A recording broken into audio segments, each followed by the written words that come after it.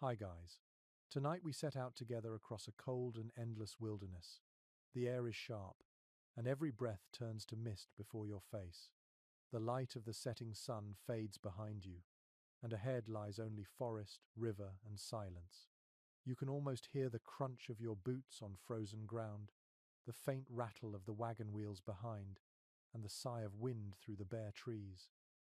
It is the late 1700s, maybe the early 1800s, and you are stepping into a new world that does not care whether you survive.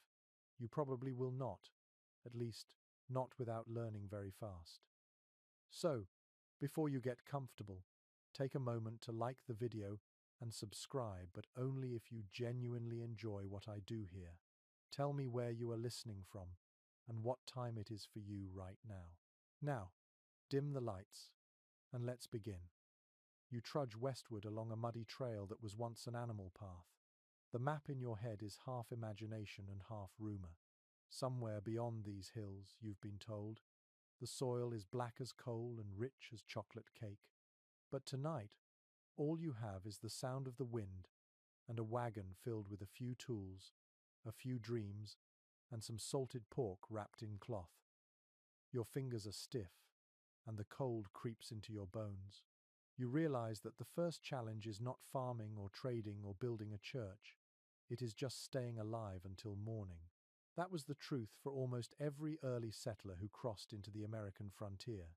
People left New England towns or European ports chasing independence and fertile land, yet many met their first winter unprepared. Historians still debate whether these first groups understood what they were facing. Some argue they were seasoned woodsmen. Others say they were city folk with romantic notions about nature. Either way, that first winter stripped all illusions. The wilderness was not a painting. It was a test. You make camp near a stream. The horses snort and paw the frozen earth. You gather what little dry wood you can find and strike a spark from your flint. The fire catches, weak at first, then brightens until shadows dance along the trunks of ancient pines. The smell of smoke is both a comfort and a warning. Fire means warmth, but it also means attention. Every predator for miles knows you are here. Some pioneers believed in building a traveler's cross before bedding down, stacking small sticks into a crude shape as a charm against wolves and spirits. There are stories of settlers hearing footsteps outside their camp, too light to be a bear, too soft to be a man. You tell yourself it's just the wind. Still, your hand finds the handle of the hatchet at your side. The night deepens. The temperature drops below freezing. Frost forms on your beard and lashes. You roll into a thin blanket, still wearing your boots, and stare at the stars. They look closer than they ever did back east, glittering so fiercely that you half expect them to fall. You think of home, of family, and of the promise that drew you here. Land of your own, freedom to build, a future shaped by your own two hands. Somewhere in the dark, an owl calls. The sound echoes like a question. Did you make the right choice? There is no answer yet. There is only the slow crack of your firewood and the distant groan of the trees shifting in the wind.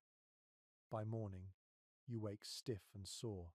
The fire has burned to ash. A thin layer of ice glistens on the inside of your blanket. You rub your hands together and stare at the forest, realizing that every tree around you might one day be a wall, a roof beam, or a door. You will have to learn which wood splits clean, which resists rot, which bends and warps in the cold. You will have to learn how to fell a tree safely without crushing yourself beneath it. A mainstream historical record from the 1790 seconds describes these first crossings into the frontier as an exodus of farmers turned carpenters overnight. That line makes you smile now. You do not feel like a carpenter. You feel like someone pretending to be one. Yet the moment you pick up that axe, you join a story older than the nation itself. There's a quirky tidbit that some pioneers named their axes, carving initials or small symbols into the wooden handle for luck. You run your thumb along the smooth hickory and think of giving it a name, though none comes to mind yet, maybe after it saves your life a few times. You start to understand that the wilderness is not simply a place, It is a personality. Sometimes it feels generous, letting you find dry wood and easy kindling. Sometimes it's cruel, snapping the handle of your saw or soaking your boots in ice water, but it always demands respect. By evening, you've scouted a ridge near a bend in the river. There's flat land for a cabin, a stream for water, and thick pine woods that will block some of the wind. It is not much, but it is enough. You drive a stake into the ground, marking the spot that will become your home. The sun sets behind you, spilling gold over the treetops. You stand there for a long while, letting your breath rise in pale clouds, trying to imagine a cabin where there is now only emptiness. The air smells of sap and snow. You feel the first flakes begin to fall, gentle and slow, whispering on your shoulders like a warning. Winter is coming fast. Every hour will count now. You pull your coat tighter and walk back to the campfire.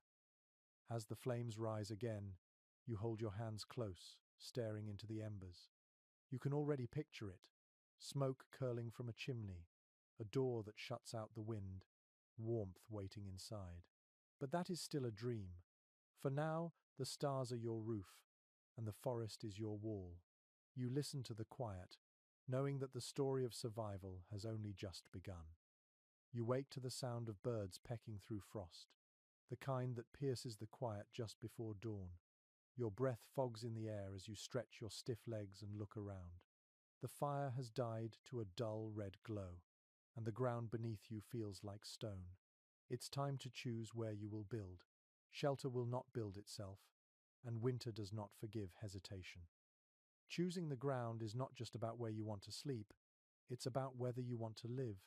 You walk along the ridge, boots crunching through thin snow, studying the slope and the shape of the land. The pioneers learned fast that beauty did not mean safety. A meadow might look perfect, but one heavy rain could turn it into a swamp.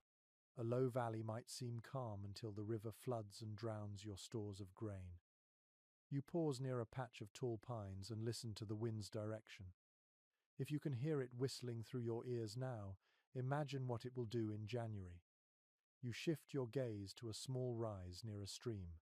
The soil there looks firm, the ground dry, and the trees thick enough to block northern gusts.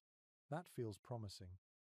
A mainstream historical record from an 1802 settler's guide advised, "Build where water is near but not at your feet." You smile at that advice. It sounds simple, but it hides the hard-earned lessons of men and women who learned too late what freezing runoff could do to their doorstep.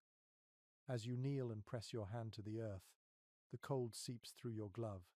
The soil is dense but workable. You draw a crude outline with a stick, marking corners and walls that exist only in your imagination. You can almost see it, a rough cabin of pine logs, smoke curling from a hole in the roof, your own hearth glowing through the frost. Still, every decision feels like a gamble. Historians still argue whether settlers chose high ground out of knowledge or luck. Some say it was trial and error. Others believe indigenous guides taught many of them where the soil drained best and where the frost hit last. You'll never know exactly which of those theories is true, but you can feel the truth in your bones. If the ground beneath you holds, so might your future. You take a slow breath and smell pine resin and cold earth. The forest hums with small noises, a squirrel rustling, a crow cawing somewhere unseen. You remember that you're not the first to set foot here. Long before wagons rolled across this frontier, native peoples had chosen these same ridges for their camps. Some left stone hearths, others faint mounds of earth. You try not to disturb them. A few pioneers swore bad luck followed those who built over old burial sites. Whether you believe it or not, respect feels like a safer choice. You move toward the river, breaking thin sheets of ice with your boot. The water runs clear and cold. It's good water, not stagnant or muddy. You fill your tin cup and sip carefully, wincing at the chill. The taste is sharp, almost metallic, but clean. You picture how this river will serve you through the year. Water for cooking, washing, even turning a small mill one day if you live long enough to build one. A quirky fact that makes you chuckle comes to mind. Some settlers in the Ohio Valley once tested their new water sources by dropping in a live fish. If it survived the night, they considered the water safe. If it didn't, they moved on. You have no fish to spare, but you like the idea of letting nature be your tester. You walk back toward your stake and notice the light shifting through the trees. The frost glimmers like powdered glass. Each beam of sun feels like hope, fleeting but real. You start marking trees that will have to fall first. Your axe feels heavy but dependable, its iron head catching the morning light. This is how it begins. You stop for a moment and simply listen. The forest around you has a rhythm, almost like breathing. The trees creak, the river murmurs, and every sound feels older than you can imagine. You realize how small you are, standing here with one axe and a dream of a roof. It humbles you, but it also stirs something fierce inside. By midday, you have marked a rough square of land, maybe 20 by 20 feet. It will not be grand, but it will be yours. You scrape the snow aside to reveal the brown soil, then scatter a handful of pebbles where the hearth might stand. The act feels ceremonial, though you don't quite know why. Perhaps it's the first true sign that this place will become a home. As you rest your arms, you think of the others who made the same choice before you. Families who carried infants through forests, who buried children beside cabins that no longer stand. The weight of that history settles over you like a blanket. It is both sad and comforting. You are part of something much larger than yourself. You find yourself talking aloud, half to the trees, half to the wind. You say, "All right then, this will do." The words hang in the air, simple but final. The decision feels good. You know the ground is not perfect. The soil might freeze too deep. The spring might flood a little high. But at least you have chosen. And that act, that single moment of saying yes to the land, feels like a victory. You look toward the horizon. The sun sits low and golden, glinting off the frozen stream. The day is almost done. You feel hunger stirring in your stomach. Tonight, you'll eat what's left of your salted meat and maybe boil some cornmeal if you can keep the fire steady. Tomorrow, the real work begins. Before you turn back to camp, you kneel once more and press your hand into the cold soil. "Hold me," you whisper quietly, "and I'll hold you." The earth does not answer, but somehow it feels like it heard. As you walk back through the fading light, a sudden gust of wind carries the scent of wood smoke from your dying campfire. It smells like home, even though no home exists yet. You smile at the thought and quicken your pace. Tomorrow, you'll swing the axe. Tomorrow, the land will change shape beneath your hands. The cold deepens as twilight settles. You pull your coat tighter and look up at the stars blinking awake one by one. Somewhere out there, a wolf calls. The sound makes you shiver, but it also reminds you that you've made your first choice wisely. The ground beneath you will hold. You just have to prove that you can too. Morning arrives in a pale wash of light through the mist. The forest smells damp and alive, and your breath forms small clouds as you exhale. The time for imagining is over. Today, you must face your first night of real work. No cabin, no walls, just the open sky above your head. The day will be long, but it begins with a plan. You move quietly through the trees, scanning for fallen branches, dry bark, and any sign of shelter. A hollow tree would be a miracle, but the trunks here are solid and unyielding.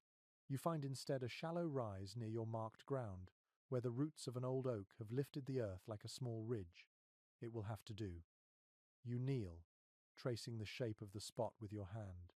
The soil is frozen hard, but if you dig shallow trenches and build a simple windbreak, you might just make it through the night. Early settlers often did the same, creating makeshift lean-tos out of brush and fallen limbs before they could raise real walls. Some even slept beneath overturned wagons, the canvas top turned into a crude tent. Records from the early frontier mention how those first nights were a test of willpower. Many families simply froze before they ever built a roof. The diaries that survive speak in short sentences, clipped by exhaustion. "We slept by the fire. The wolves howled. Snow began before dawn." It makes you wonder how many stories were never written at all. You gather branches and angle them against the trunk of a tree. Each one thuds softly as it falls into place. The rhythm is hypnotic. Your hands sting from the cold, and you pause to blow on your fingers, flexing them against the ache. You drape pine boughs across the frame, layering them until it feels like a real wall. The smell of sap fills your nose, sticky and sharp. The work is awkward, but strangely satisfying. The body warms through motion, and for a while, you forget the cold. You crouch to inspect your creation, a half shelter that leans against the forest like a tired companion. It is not pretty, but it will block the worst of the wind. You spread your blanket on the ground and line it with pine needles, hoping the soft layer will keep you off the frozen soil. An unusual piece of advice from an 1810 homesteader's journal comes to mind. The writer claimed that pioneers sometimes buried hot stones under their bedding to hold the warmth through the night. You decide to try it. You heat a few round stones near the fire until they glow faintly, then roll them into shallow holes and cover them with earth. The ground begins to steam. For a brief moment, the scent of warm soil fills the air, a strange comfort in the wilderness. You take a step back and study the scene. Smoke curls upward through the branches, blurring the line between ground and sky. The sound of crackling wood mingles with the soft hiss of snow melting near the fire. This is life reduced to its bare bones: wood, water, heat, and will. Experts continue to discuss how much survival in these first winters depended on knowledge versus sheer luck. Some pioneers had grown up chopping wood and hunting. Others came from towns where the hardest labor was drawing water from a well. It seems that those who lasted shared one trait above all else: the ability to adapt quickly. You can feel that truth in your own tired arms. The afternoon fades fast. By the time you finish stacking the last log, the forest glows blue with twilight.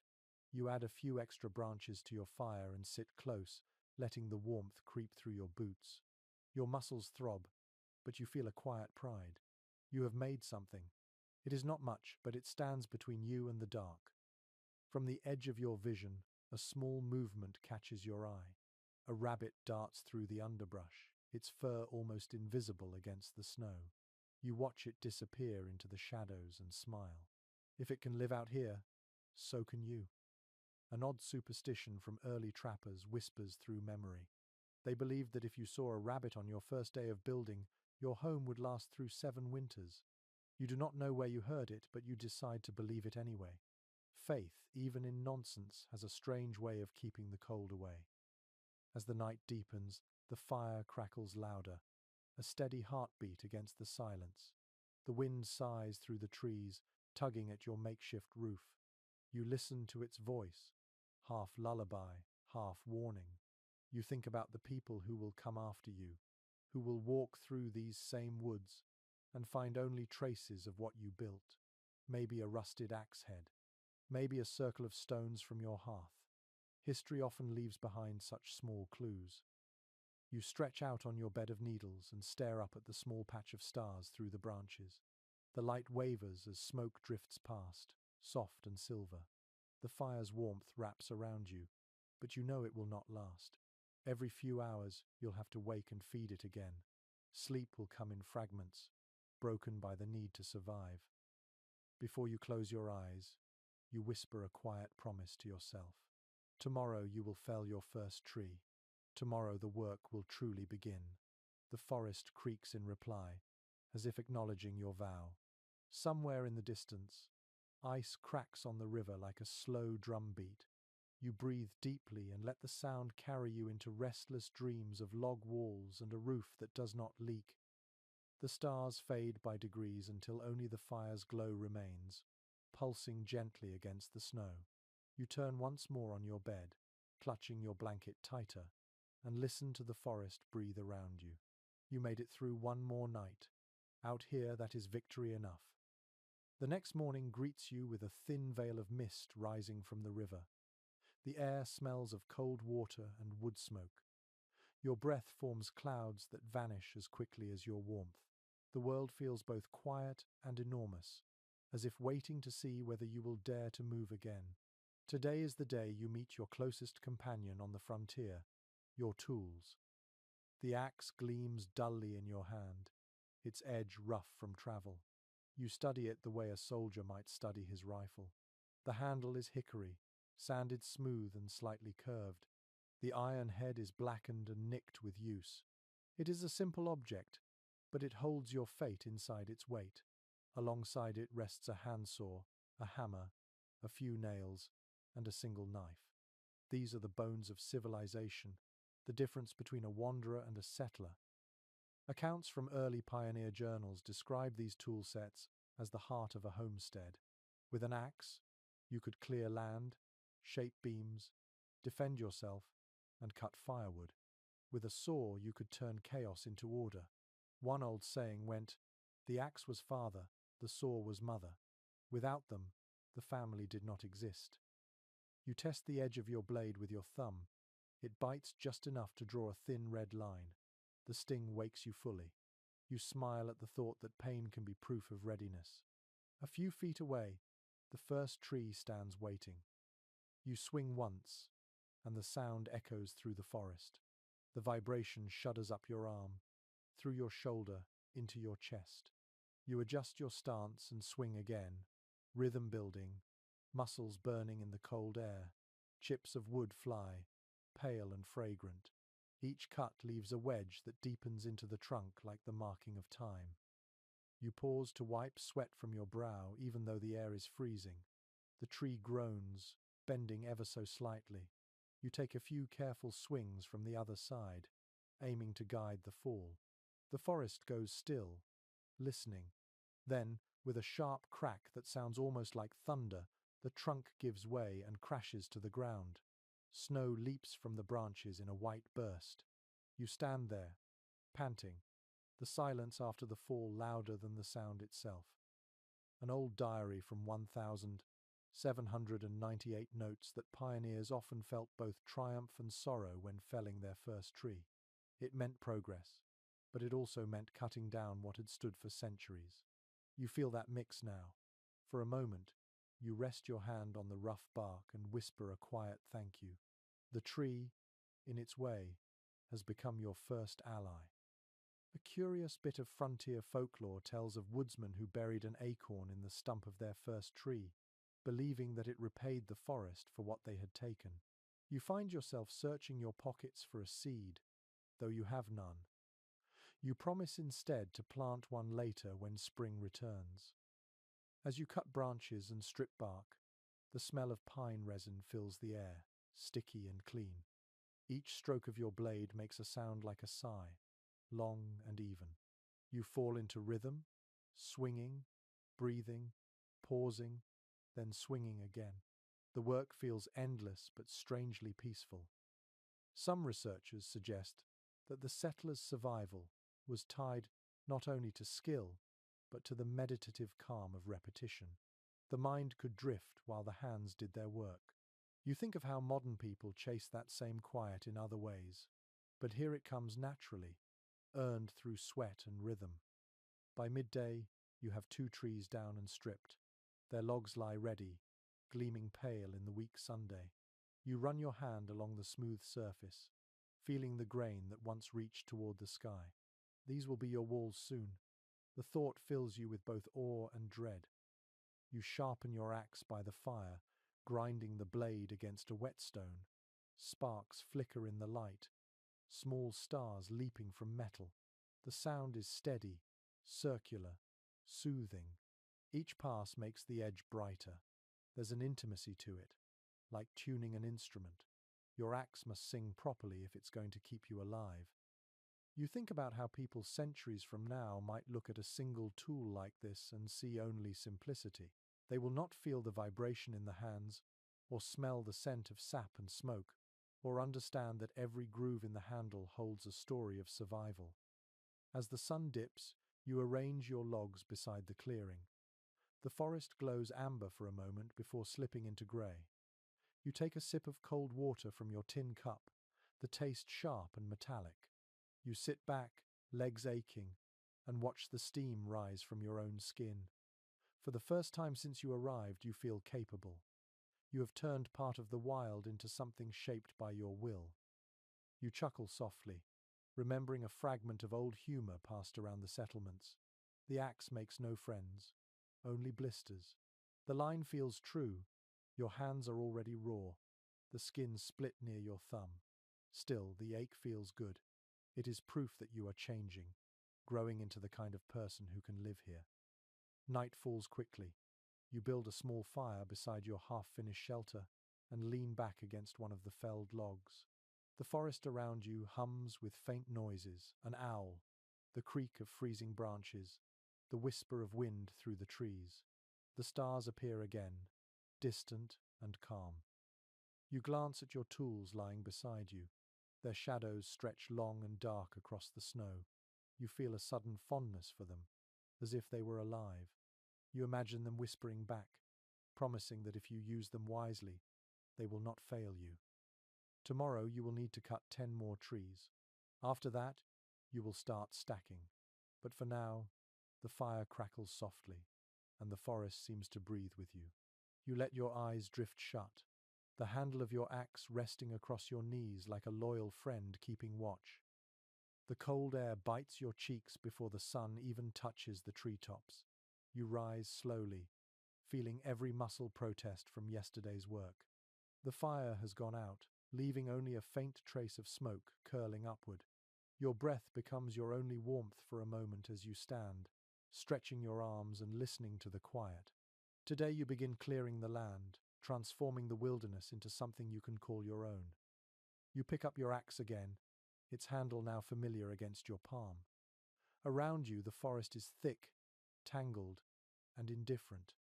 Each tree seems to stand guard, watching you with patient defiance.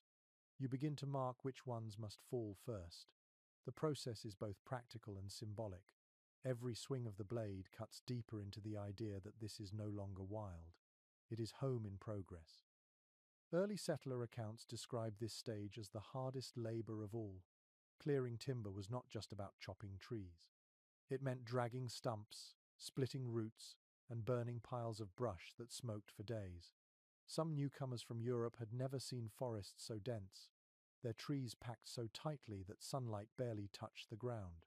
One diary from 1795 called it a green prison that must be opened by fire and sweat. You understand that now. You start with the smaller saplings, their thin trunks bowing before each strike. The rhythm returns quickly, that blend of thud and echo that feels like a heartbeat. You drag the fallen branches aside, stacking them in heaps that will later feed your fire or fortify your walls. The ground beneath your boots becomes uneven, scattered with chips and roots. The smell of freshly cut pine fills the clearing, sweet and resinous. You pause for a moment and just breathe it in. There is a strange joy in the scent of labor. The sun climbs higher, thin light filtering through your growing gap in the trees. Each new ray feels like a small victory. According to a frontier manual printed in 1811, the best way to claim land quickly was to make it unmistakably yours. Clearing trees, planting a few crops, and leaving signs of human effort ensured that no one could dispute your ownership. You glance at your patch of churned earth and feel a quiet satisfaction. The land is beginning to remember you. As you hack away at a stubborn root, your axe head strikes something solid. You dig with your hands and uncover a smooth stone, round and white like bone. For a moment, you wonder if it belonged to something older than your tools or even your people. Some pioneers believed that strange stones carried luck. Others swore they attracted misfortune. You decide to keep it, just in case it leans toward the first. Folklore from this region tells of settlers who whispered thanks to the trees they cut and apologized to the stumps they left behind. It sounds foolish at first, but as the day goes on, you start to understand. The forest takes effort to bend, and gratitude feels like part of the exchange. In the distance, you hear the echo of another axe. Someone else is out here, maybe a neighbor, though you have yet to meet one. The sound reminds you that even in this emptiness, you are not completely alone. It is comforting and slightly eerie, like hearing an echo of your own determination. You pause for lunch, sitting on a fallen trunk. The salted pork tastes rough, but it fills your stomach. You drink cold river water and feel it sting your throat. The silence around you is vast, broken only by the soft hum of insects and the creak of a distant branch. You start to hum a tune without meaning to, some half-remembered song from the coast. Out here, even a kid voice sound large. By afternoon, you've cleared a wide enough space to see the sky fully above you. The openness feels strange, almost too bright. The air smells of ash and sap. You build a small brush fire to burn what you cannot use, feeding it slowly as the smoke rises in thin grey ribbons. The flames twist and dance, and you catch yourself staring, mesmerized. Researchers today often point out how fire shaped early pioneer life as much as any tool. It was warmth, light, protection, and destruction all in one. You can see why. The crackling sound feels alive. The heat on your face, a reminder that you've won at least one small battle against the cold. The hours blur. The axe swings, the wood falls, the brush burns, sweat freezes on your skin, and blisters bloom across your palms. But when you finally stop to rest, the sight before you is worth every ache. The forest has opened. The sky feels wider. You can see the place where your cabin will stand without the interference of shadows. You think of an entry written by a woman who followed her husband into the wilds of Kentucky. She wrote that the first cleared patch of land looked like heaven, though it smelled of smoke and sore muscles. Her words echo what you feel now. Hardship mixed with pride, exhaustion softened by beauty. As evening falls, the wind shifts. The fire's smoke drifts sideways, carrying with it the scent of sap and charcoal. You sit on a log, watching the sparks rise and fade. They remind you of your own breath in the cold air, small bursts of warmth disappearing into the vast dark. You lean back, the axe resting across your lap, and listen to the forest beyond your clearing. Somewhere in the distance, an owl hoots once, low and steady. You imagine it watching you with silent curiosity. Maybe it has seen others like you come and go, dreamers trying to carve permanence from impermanence. When the fire burns low, you rake the coals into a glowing line and cover them lightly with ash. The ground radiates a faint warmth beneath you. You whisper to yourself, "Tomorrow I start stacking." The words feel heavy and hopeful all at once. The stars shimmer above, clear and sharp. You close your eyes, feeling the slow pulse of your heartbeat against the cold. Around you, the forest breathes again, no longer defiant, just quietly waiting for what you will build next. The air smells of resin and frost as dawn crawls over your clearing. A fine layer of ice covers everything, glittering like powdered glass in the pale light. You stand at the edge of your open space, surveying the fallen trees from yesterday. Their trunks lie in uneven rows, waiting to become walls. Today is the day you start stacking. Today, a dream begins to take physical shape. You run your fingers along the bark, tracing the lines of the grain. Each log is heavy, solid, and reluctant to move. You will need to trim them to length and carve their ends so they fit together without gaps.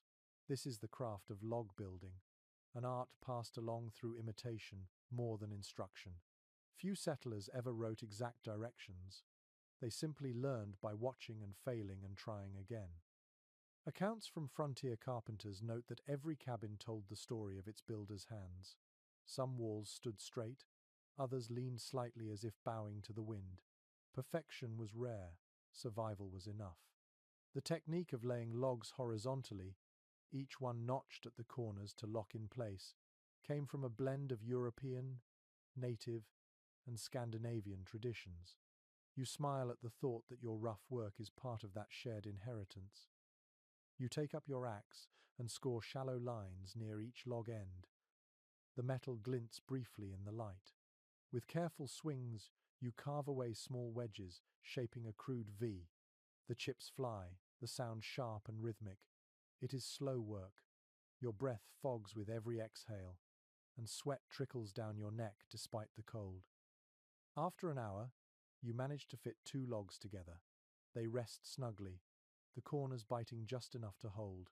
You kneel, testing the balance, and feel a small rush of pride. The cabin is still only a dream, but it has found its first true edge.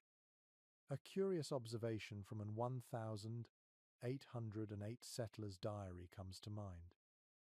The writer compared his first cabin to a box of faith, built one mistake at a time. You understand that now.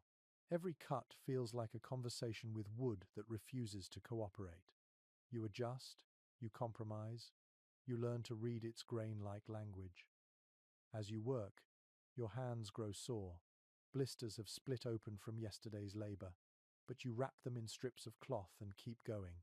You hum quietly, the rhythm helping your muscles forget their pain.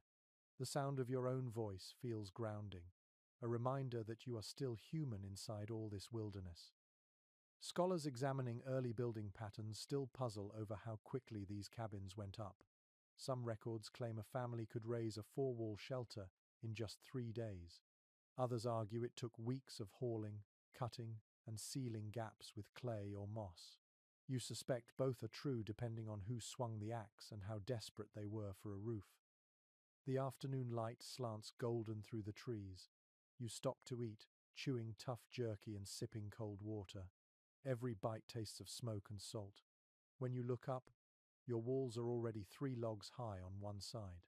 The space feels smaller, warmer, more defined. You can almost imagine standing inside it. You notice how sound changes within the half-built walls. The wind softens, the echo of your tools becomes muted, contained. It feels like the forest itself is allowing you a small pocket of peace. A lesser-known custom from the Appalachian settlers said that builders would bury a coin beneath the first corner log for luck.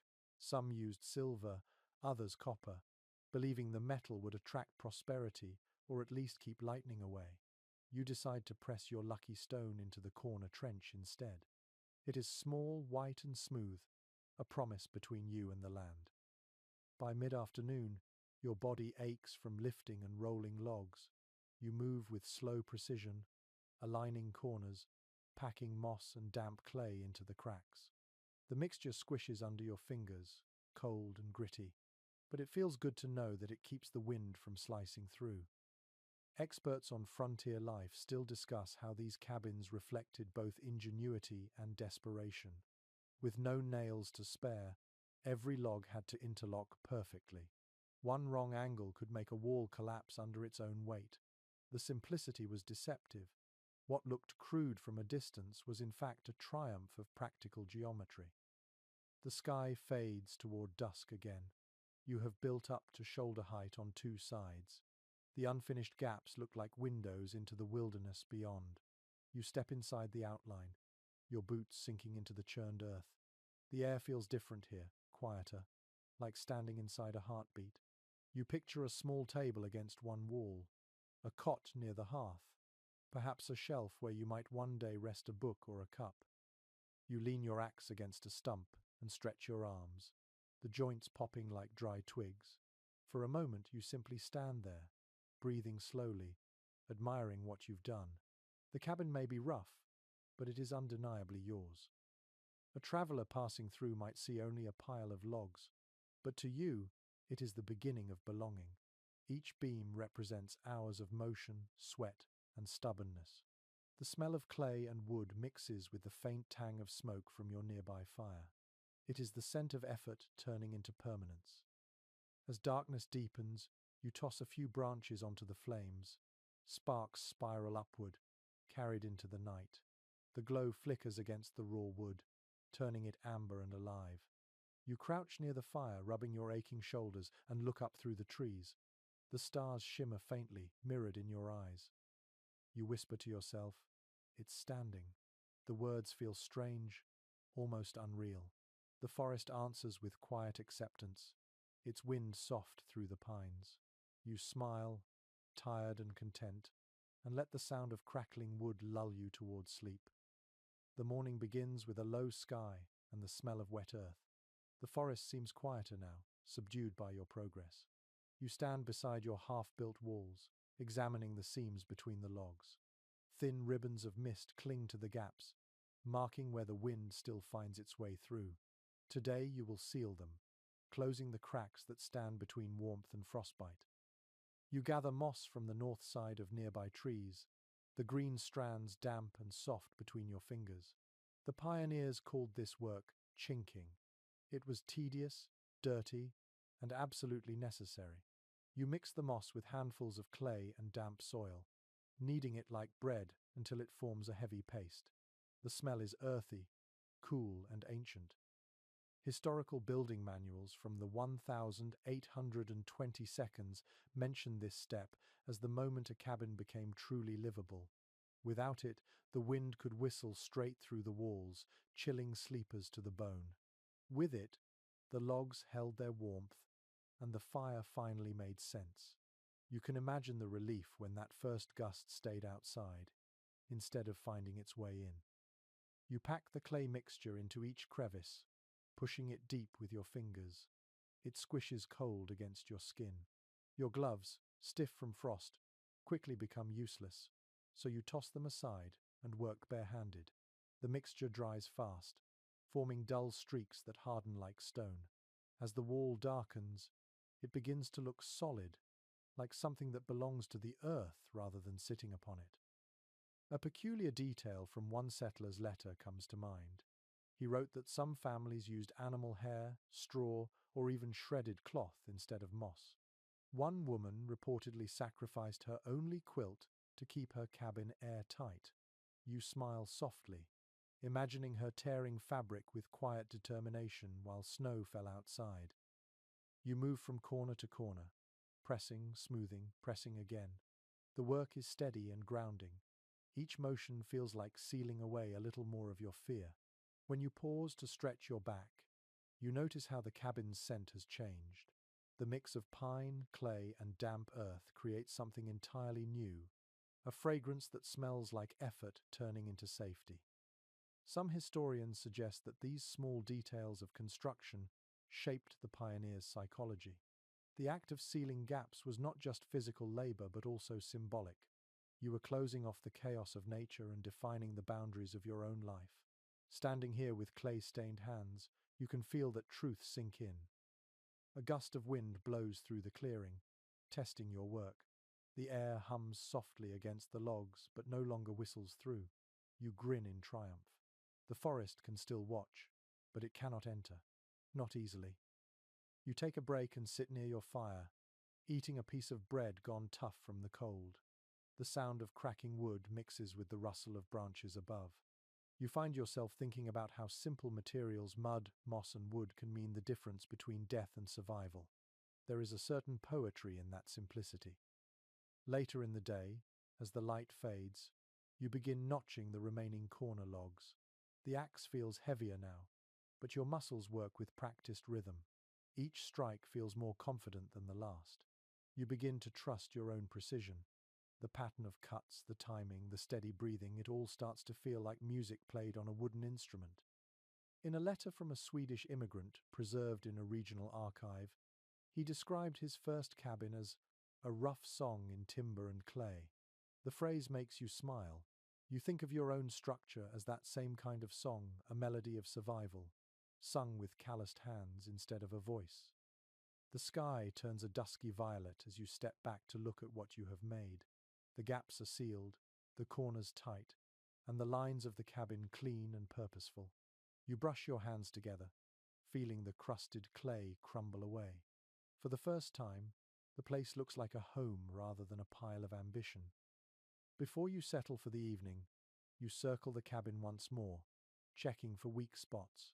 You find one small opening near the base of a wall where the clay has cracked. Kneeling, you fix it quickly.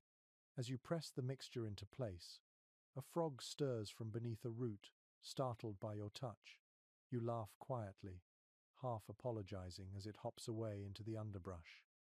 Folklore from some frontier families held that animals living under the cabin brought luck, especially if they stayed through winter. Maybe that little frog is your first tenant. You decide to leave it be, a quiet guardian of the ground. You stand again, stretching your sore shoulders, and look up at the stars beginning to appear through the tree branches. The cold deepens, but your spirit feels warmer. You have walls now, walls that hold the promise of light and safety. As you settle by the fire, the logs crack and spark. The shadows of your cabin dance on the snow like old spirits celebrating. You wrap your blanket tighter around yourself and whisper into the night, "It's holding." The forest answers only with a soft sigh of wind through pine needles. It feels almost like approval. You smile faintly, your eyelids heavy, the ache in your muscles fading into a quiet hum. Tomorrow, the roof. But tonight, you rest inside the sound of something real beginning to last. The morning air smells like frozen bark and ash from the dying fire. Your cabin walls stand silent, solid, and bare against the pale light. They wait for a roof, the final barrier between you and the sky. You can feel the season turning with each breath.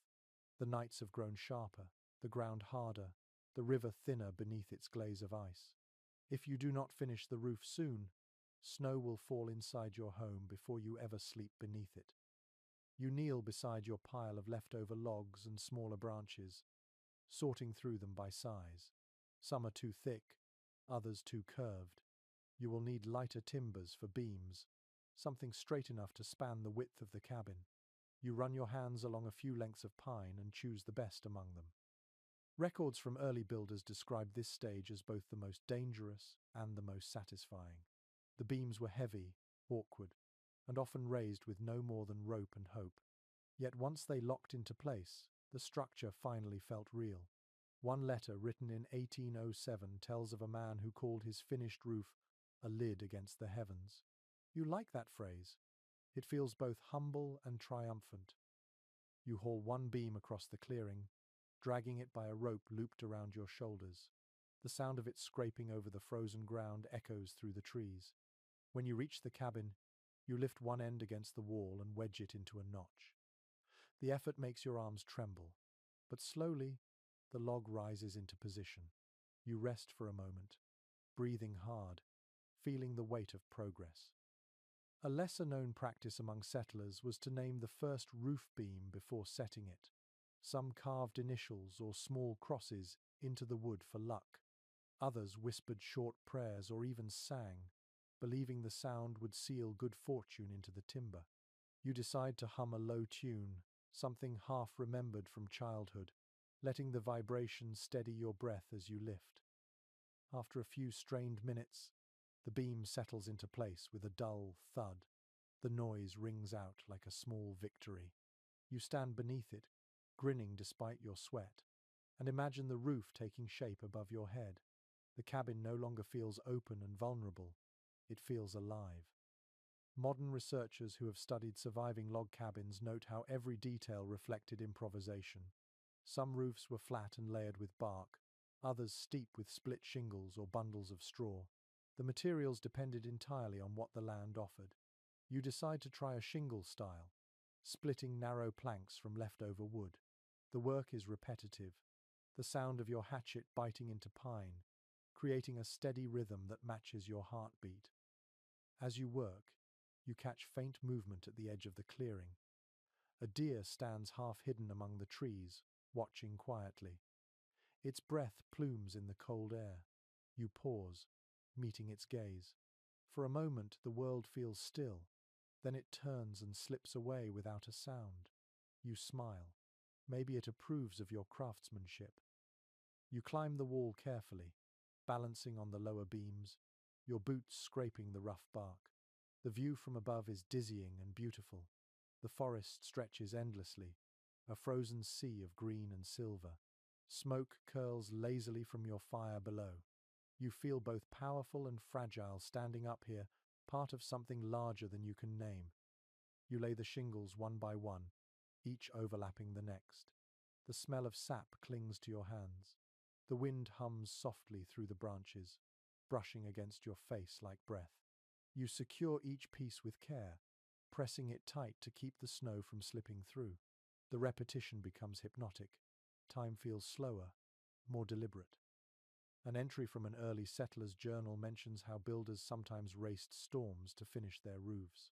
"We nailed and prayed in turns," the man wrote. And by God's mercy, the snow began only after we lay the last plank. You glance up at the thickening sky and hope fortune grants you that same mercy. By afternoon, clouds gather in a dull grey blanket. You work faster now, fingers stiff, movements jerky. The wind shifts, carrying the scent of coming snow.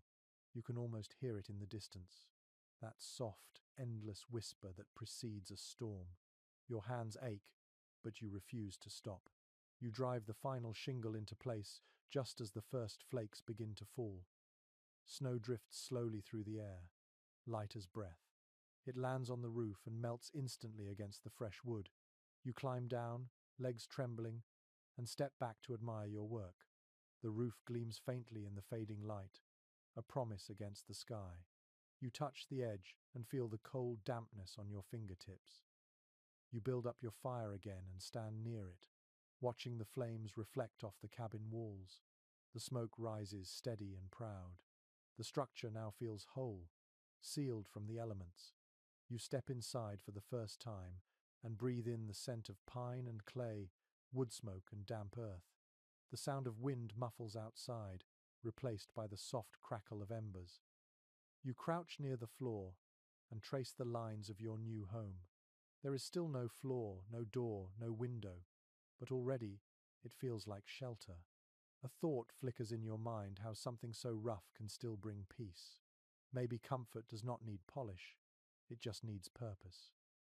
As night deepens, the snowfall thickens, blanketing your clearing in quiet. You sit beside the fire, wrapped in your coat, and watch the glow flicker through the half-open doorway. The warmth touches your face, and for the first time, you believe you might truly make it through the winter. The wind rattles the new roof once, testing it, but it holds fast. You smile at the sound, feeling a calm pride settle into your bones. You whisper to the empty room, "We did it." The forest outside exhales, and the snow keeps falling, soft and steady, wrapping your new home in silence. By the time the pale sun breaks through the clouds, the snow has stopped falling. The world outside your cabin glows under a fresh white sheet. Every branch, every stump, every footprint looks softened, almost kind. You stand inside your rough walls, gazing upward at the roof that kept the night storm from soaking you. You smile faintly. It held. The next task waits below your feet. The floor beneath you is uneven earth, frozen hard and mottled with patches of frost. Each step sends a cold ache up through your boots. If you do not fix it soon, dampness will creep up from the ground, chilling you even through the fire. You crouch, running your hand along the soil. The texture is gritty and cold, but familiar now. You will need a barrier, something solid. Some settlers laid rough planks over packed dirt, while others dug shallow trenches and filled them with stones. A few even built their cabins slightly raised on rocks or logs to keep them dry during spring floods. Letters from early Ohio settlers mention that a good floor is not luxury, it is sanity. You believe that fully as your knees press into the icy ground. You begin by leveling the soil, breaking apart clumps and spreading them evenly with the back of a shovel. The handle creaks in your hands. Each motion releases the earthy smell of cold clay mixed with pine needles. The sound of scraping metal and shifting dirt fills the cabin, steady and comforting. You pile a few stones near the center and lay short logs across them to test your idea for a simple raised platform. The first one rolls slightly, unsteady, so you wedge a flat stone beneath it. The log steadies, and you nod to yourself. Slowly, the shape of a floor begins to emerge. A curious detail appears in several regional records. Some settlers scattered ashes from their fire pits onto their cabin floors to keep insects away and absorb moisture. The ashes acted like primitive insulation, dull grey beneath their feet, but surprisingly effective. You remember that as you sweep leftover ash from last night's fire into the corners of your foundation. It feels like borrowing wisdom from ghosts. Once the base is ready, you split a few long planks from your remaining logs. The wood cracks and sighs under your axe. The scent of fresh pine fills the air again, rich and clean. You drag each plank inside and fit them snugly, their rough surfaces creaking as they settle into place. When you finally stand back, the cabin floor looks uneven but strong, a patchwork of effort and persistence.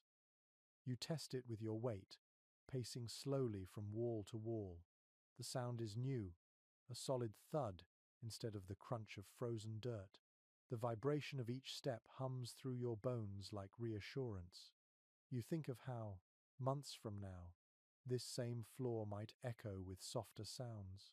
Boots drying by the fire, spoons scraping tin bowls, laughter during a thaw. Researchers who study pioneer settlements often describe the moment a floor was laid as the emotional midpoint of survival. The walls and roof meant protection, but the floor meant stability.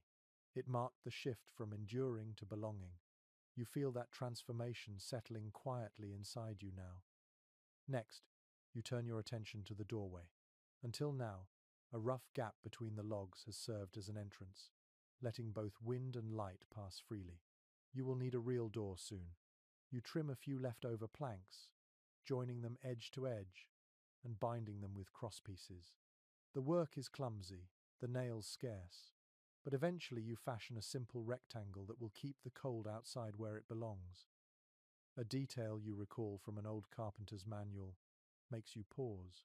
Builders once believed that the direction a door faced determined the temperament of the household. East-facing doors invited hope and renewal with each sunrise. West-facing ones promised endurance, but also melancholy. You glance toward the horizon, watch the faint light filter through the trees, and choose east. Hope feels better than melancholy. It takes most of the day to hang the door properly. The hinges are rough iron, salvaged from a wagon part. When you finally push it closed, it creaks but holds. The muffled quiet that follows feels astonishing. The wind's howl softens to a murmur. The fire's crackle becomes a heartbeat again. The sound of the outside world fades until all that remains is your own breathing. You light a small fire near the center of the room, watching the smoke twist upward through the hole in the roof. The scent of burning pine fills the air, and warmth spreads quickly. The light paints the logs in shades of amber and gold. Shadows ripple softly across the floor you built just hours ago. A diary from an early Vermont settler describes the first night with a roof, door, and floor as the evening when silence turned from threat to comfort. You understand that perfectly now. The quiet no longer feels empty. It feels earned. As night settles, snow begins to drift again, silent and light. You sit by the fire with your back against the new wall, your body exhausted but calm. The flicker of flame reflects faintly in the iron hinge, glinting like a promise. You can hear the snow gathering on the roof, a soft rustle like the sound of slow applause. Outside, the forest sleeps under its blanket of white. Inside, your world has shape, scent, and warmth. You stretch your legs across the new floor and smile to yourself, thinking that if anyone could see you now, they might not realize how close comfort and struggle sit together out here. Before you drift towards sleep, you whisper to the shadows, "We're getting there." The fire answers with a slow crack, steady and warm. The sound carries into the dark, a lullaby built from effort, breath, and the steady rhythm of survival. The morning light slides through the gaps around the door, soft and pale. Inside, the air smells faintly of wood smoke and pine sap. Your cabin has begun to feel different now. The emptiness that once echoed through it has softened into a quiet rhythm of daily life. As you stretch and stir the coals back to flame, you notice the sound of footsteps outside. You reach for your axe out of habit, your fingers tense, but the sound is followed by laughter. Two figures appear at the edge of the clearing, their coats dusted with snow. They are neighbors, though you have never seen them before. The man lifts a hand in greeting, and the woman carries a basket covered with cloth. For a brief moment, you realize how strange it feels to see other people after so many days of solitude. You step outside and breathe in the cold air.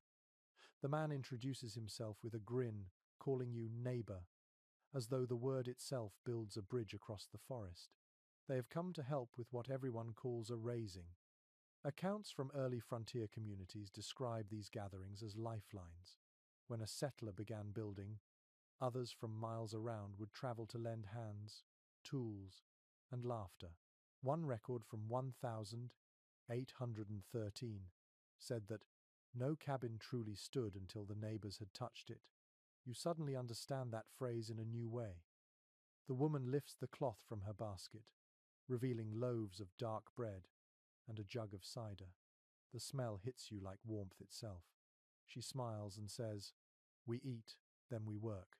You grin back, surprised by how much joy those simple words bring. Soon more people arrive, bundled in rough coats and wool hats, their breath visible as they talk. They come carrying saws, ropes, and stories.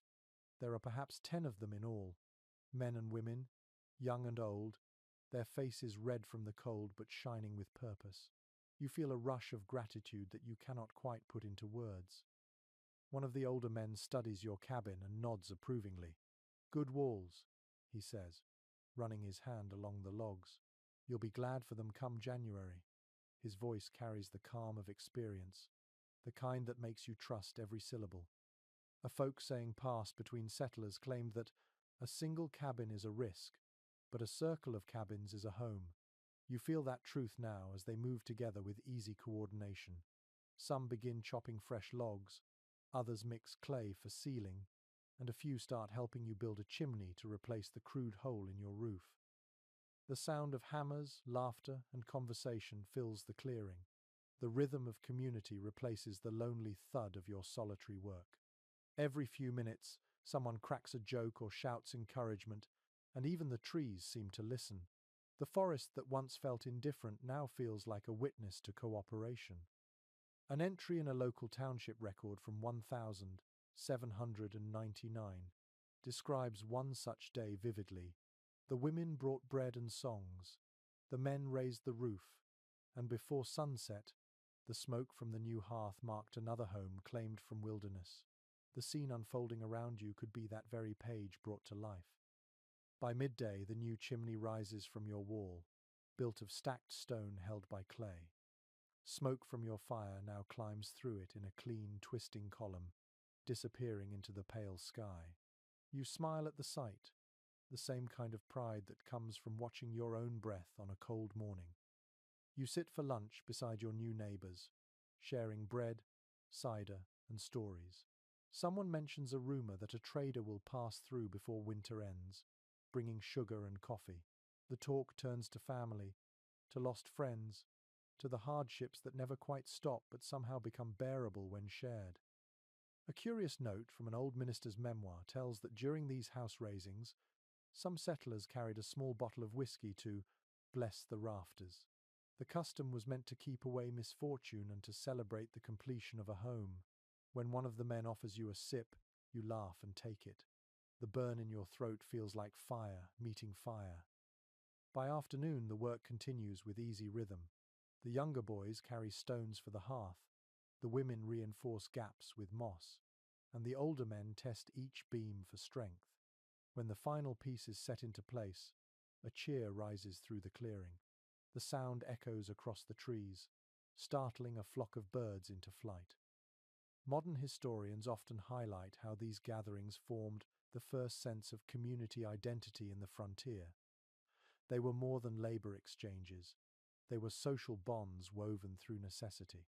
Out here, survival required cooperation, and every shared task carried the weight of belonging.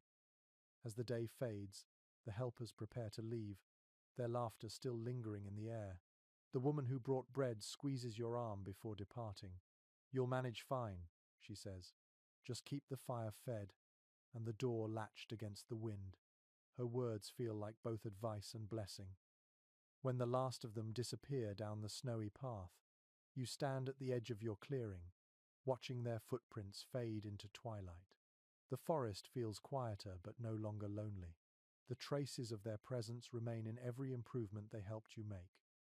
You step back inside your cabin, closing the door gently behind you. The warmth from the fire spreads evenly now, no smoke choking the air. The chimney works. You sit on your wooden floor and listen to the faint crackle of burning pine. The smell of bread lingers, mingled with smoke and clay. You think of what the older man said, that no cabin truly stands until others have touched it. You understand now that survival in this place was never meant to be a solitary triumph. It was always a chorus. Outside, the wind rises again, but its voice seems softer tonight.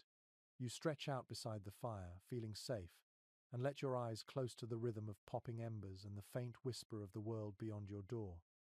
The next morning smells faintly of smoke and baked bread. The fire has burned low, but the cabin holds its warmth. You sit up slowly, rubbing your eyes, and listen to the soft creak of the walls as they settle in the cold. The quiet feels alive. A faint glow filters through the cracks around the door. You have neighbors now, and though they are far, their presence hums somewhere in your thoughts. Today, you begin to notice the smaller things that make a cabin feel human. The coarse bark on the walls scratches against your fingers as you move around. Your breath still mists in the air, but the space no longer feels like a box of wood and earth. It is becoming something gentler. The smell of pine and clay is beginning to fade, replaced by something warm, faintly sweet, the scent of life returning. You start tidying the inside, gathering chips of wood and sweeping them toward the hearth with a bundle of twigs tied together with string.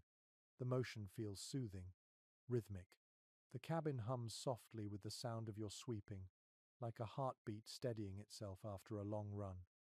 In every story of the frontier, there is one quiet truth often overlooked. The women of these settlements shaped survival into comfort. Historical journals speak of them transforming bare walls into living homes. They brought not just endurance but beauty into hardship, making the wilderness bearable. You can almost imagine one now, humming softly while spreading quilts along the logs, hanging dried herbs from the rafters, filling the air with the faint perfume of lavender and smoke. The same journals describe how women ground corn by hand, churned butter in wooden buckets, and mended torn shirts by the light of the fire. These small acts were not decoration. They were resistance against despair. A domestic guide published in the 1830 seconds mentioned that a woman's needle holds the house together better than any nail. The phrase feels poetic but also profoundly true. You picture such hands, rough from work yet graceful in motion, sewing patches that tell stories of scarcity and pride. Outside, the snow crunches under your boots as you step out for firewood. The world sparkles under the morning light, every branch lined with frost. You catch sight of the same deer from before, watching again from the edge of the clearing.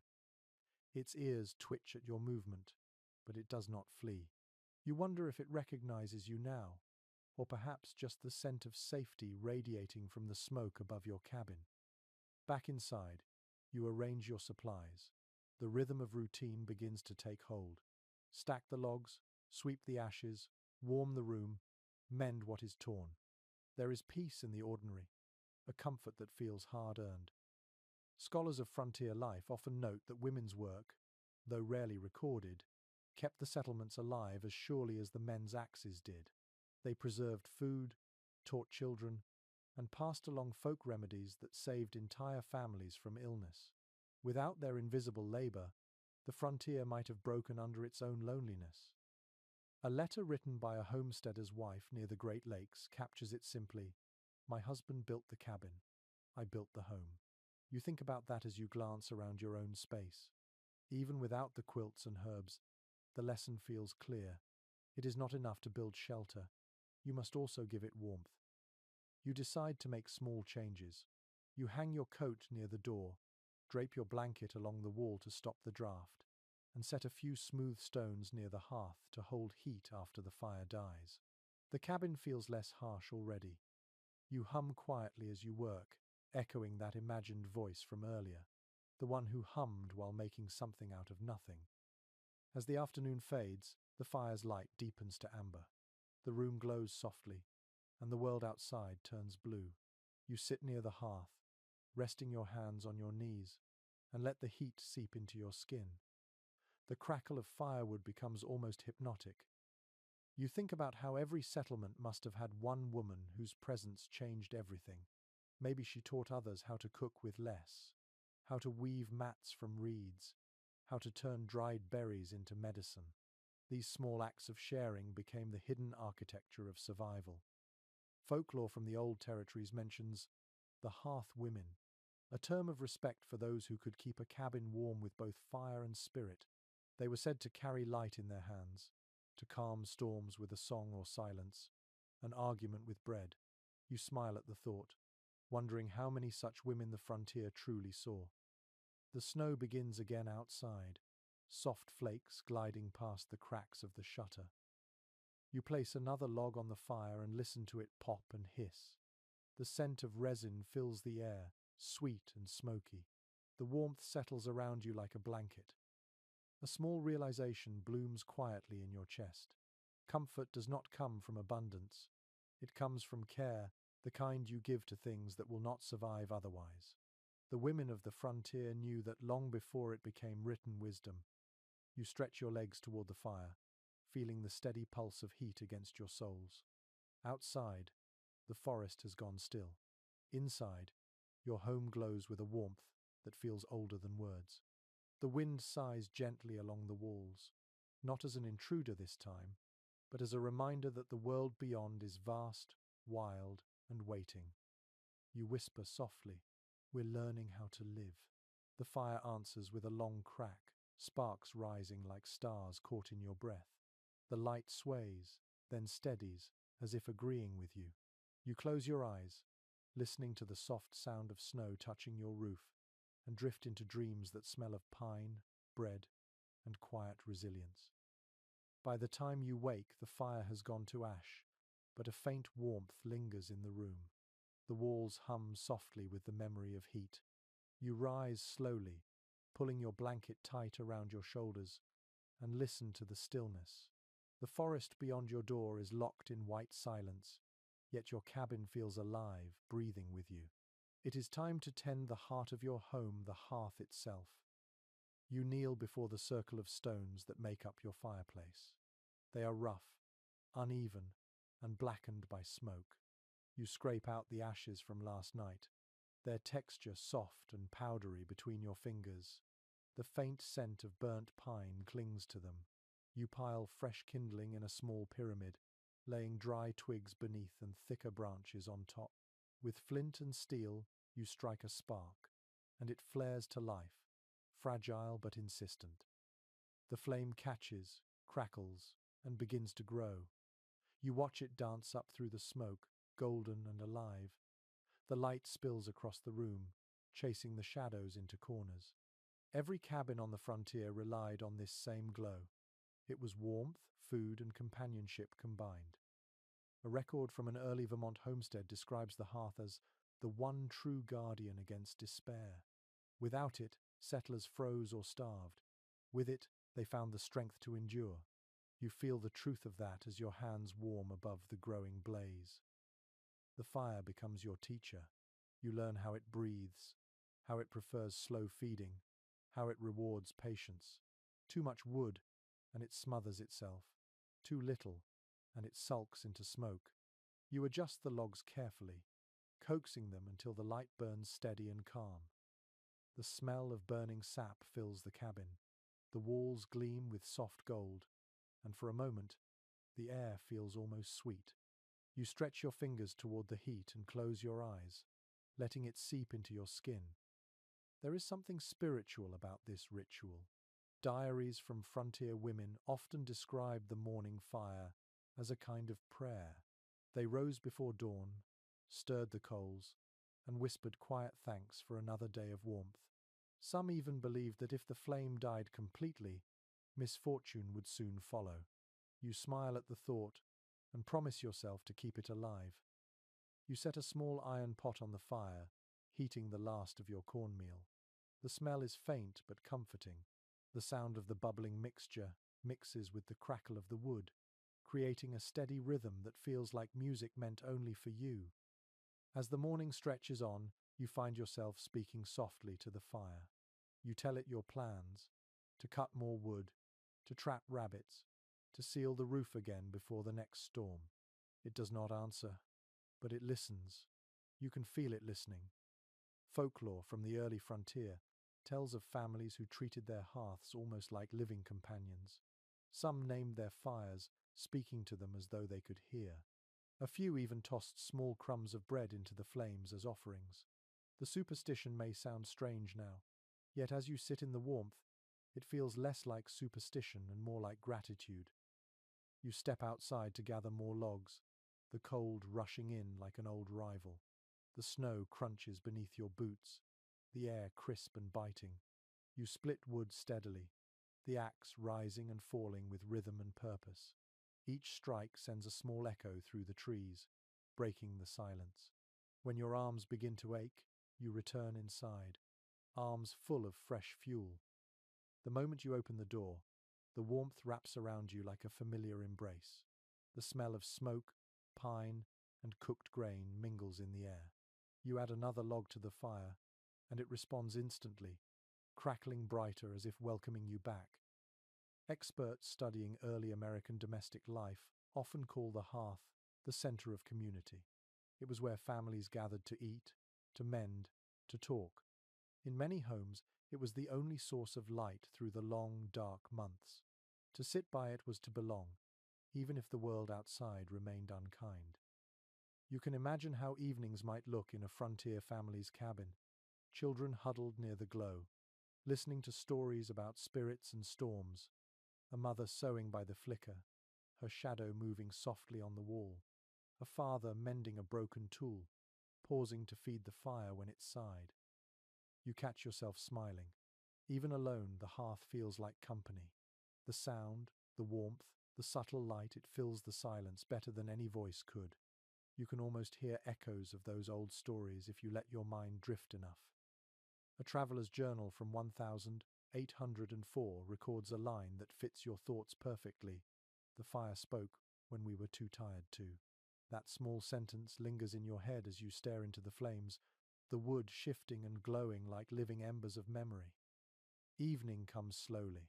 Outside, the world turns blue, and the first stars shimmer faintly through the haze of snow. Inside, your fire burns low and steady, its light soft and golden. You sit cross-legged before it, your face warm, your back cool. The rhythm of the crackling wood becomes your pulse. You reach out and stir the coals once more, the orange glow deepening to red. The fire hisses quietly, content. You realize that you no longer fear the night. The flame has taught you how to be still, how to rest without waiting for disaster. Before you lie down, you whisper to the glowing embers, "Thank you for staying." The warmth answers in silence, steady and sure. Outside, snow begins again, whispering softly against the roof, but you barely hear it. The fire hums like a lullaby, and sleep comes easily. When you open your eyes, the light that filters through the chinks is pale and almost blue. The fire has burned low again, leaving a thin column of smoke rising through the chimney. You sit up, rubbing warmth back into your fingers, and listen. The sound outside is different today. It is softer, heavier. The world has gone quiet under the weight of deep snow. You step to the door and lift the latch. The cold rushes in instantly, biting your cheeks and nose. Before you, the clearing has transformed into a sea of white. Snowdrifts curl against your cabin walls, half burying the firewood pile. The sky is colorless, heavy with more to come. Your first true winter has arrived. You pull your coat tight and step outside, boots sinking deep into the powder. The air feels thick, muffled. Even your own footsteps seem hesitant in this silence. You move slowly, checking the roofline, brushing snow away from the chimney, testing the logs for moisture. Every action takes twice as long in the cold, but each one feels necessary. Contemporary letters from settlers in the Northern Territories describe scenes like this with awe and dread. One woman wrote, "The snow fell without end, and the sound of the axe no longer echoed." Reading those words later, people would marvel at her calmness.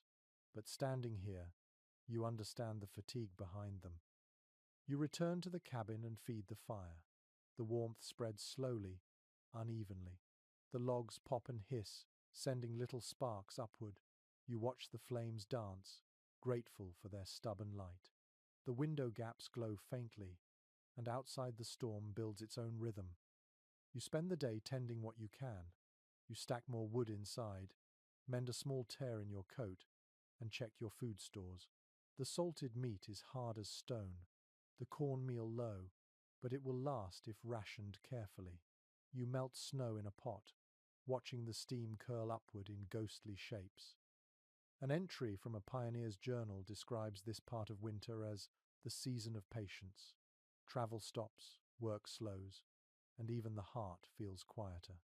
You feel that truth in every slow breath. The walls creak softly, the snow presses down from above, and the wind hums through the trees like a distant hymn. You find yourself pacing the small cabin, restless. The fire's warmth is both a comfort and a trap. There is nowhere else to go. Time stretches oddly inside these walls. It is not measured by hours anymore, but by the cycle of feeding the fire and watching the flames fade. To keep your mind steady, you hum. A melody from home, maybe, or something you've invented without realizing it. The sound fills the cabin gently, blending with the crackle of burning wood. The rhythm calms you. The heat on your face, the scent of smoke, the flicker of orange light, these things anchor you to the moment. A curious anecdote in an old diary recalls how settlers used to tell stories to keep their minds sharp during long storms. Some claimed that forgetting how to talk after too many silent weeks was a real danger. You chuckle quietly at that thought, then speak aloud to yourself, just to hear your own voice again. You're still here, you say, and so is the roof. Outside, the wind picks up, whistling softly along the chimney.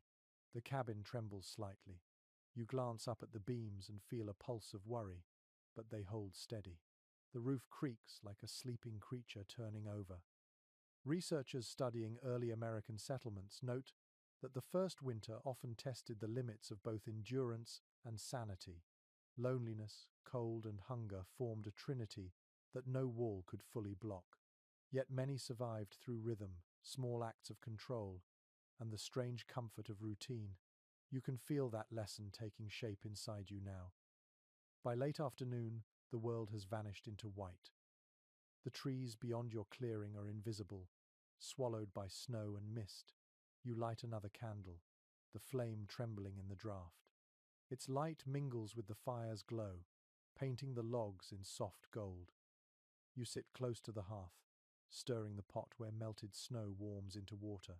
The sound is faint but soothing, a promise of something to drink, something real.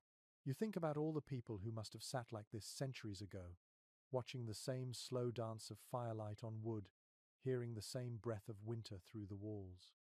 A traveler once wrote that winter is the frontier's greatest teacher. You repeat the words quietly, feeling their truth. The season strips away vanity, hurry, and pride, leaving only what can endure. You are learning how to listen, how to wait, how to keep moving in small, patient circles of purpose. Night falls early. The storm's voice deepens, moaning through the trees like an old instrument. You sit by the fire with your knees pulled to your chest, your blanket draped around your shoulders. The heat flickers unevenly, and the shadows sway. You are both alone and surrounded by the wood, the snow, and the steady rhythm of survival. Before you lie down, you whisper to the room, "Just one more night." The wind roars in reply, shaking the door, but you hear no threat in it anymore. It is simply the sound of the world reminding you that you are still part of it. You close your eyes, the glow of the fire still bright against your lids. The warmth seeps into your bones as the cabin creaks around you, holding firm beneath the storm. You drift into sleep, listening to the heartbeat of the wind and the soft sigh of settling snow. When the storm finally breaks, the world feels reborn. The air is sharp and clear, and sunlight spills through the trees like honey. The snow outside glitters so brightly that it hurts your eyes.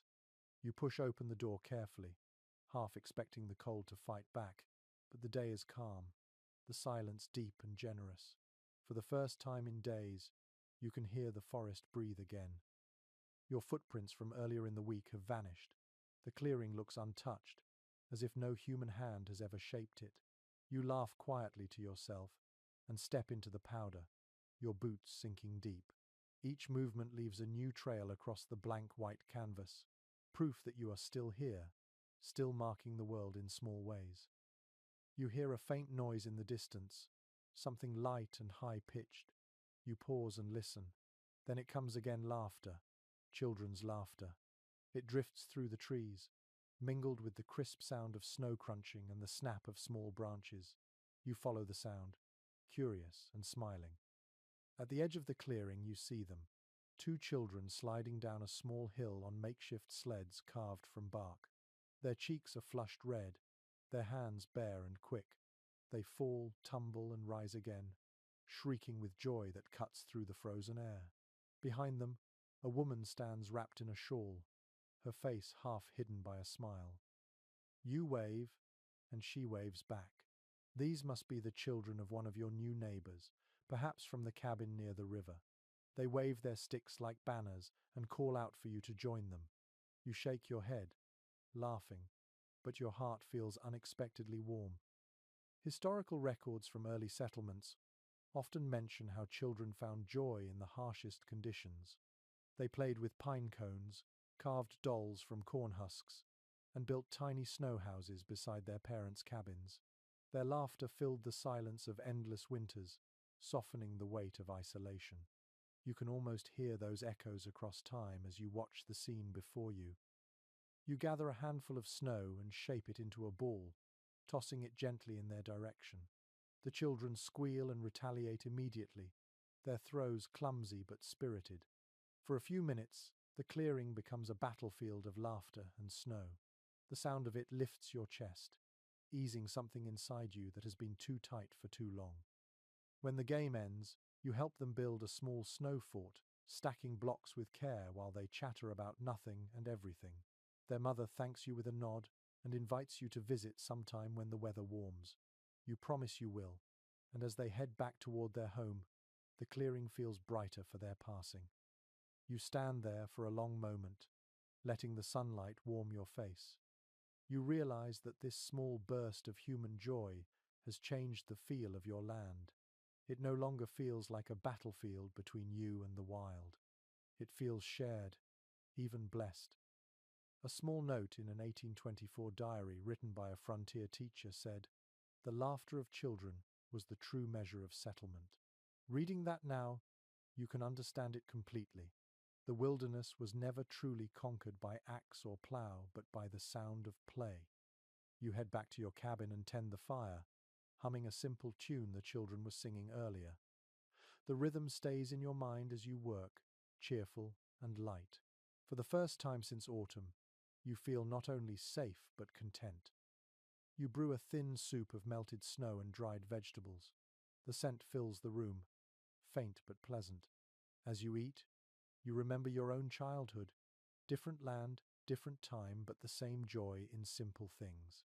Maybe the frontier has always been less about taming nature and more about remembering what matters when everything else is stripped away. As the day fades, the forest glows in soft amber light.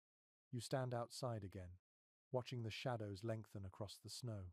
Somewhere far off, you can hear the faint echo of a child's laughter once more. The sound carries through the trees, thin but steady. It feels like a promise that life will always find its way through the cold. Researchers who study early frontier families often note how children shaped resilience in the adults around them. Their games became a kind of emotional survival, proof that joy could coexist with hardship. Even now, as you stand in the fading light, you can feel the truth of that in your bones. The cold deepens as the sun sinks behind the trees. You return to your fire, the orange glow flickering across the walls. You imagine the children safe in their own cabin, huddled near a similar hearth, whispering about their day. The thought makes you smile. Before you sleep, you write a few lines on a scrap of bark with a piece of charcoal. Today the snow was kind, and laughter returned. You set it on the mantel beside the fire, unsure if you will keep it or burn it tomorrow. For now, it feels like the right thing to do to leave a small record of peace in a season made for struggle. Outside, the night sky sharpens with stars, and the snow glows faintly in their light. You lie down near the fire, the warmth curling against your side, and think of the sound of children playing. It lingers even after your eyes close, blending with the whisper of the wind, a gentle reminder that joy, once found, does not easily fade. Morning comes slowly, with pale sunlight slipping through the small cracks around the door. The world outside has settled into quiet after the laughter of yesterday. You stir the fire back to life, watching the first sparks catch and grow, and you feel the rhythm of another day begin. The cold presses at the walls, but inside there is warmth, light, and the faint smell of smoke that clings to everything you own. You sit for a moment beside the hearth, stretching your legs toward the glow, and let your thoughts wander.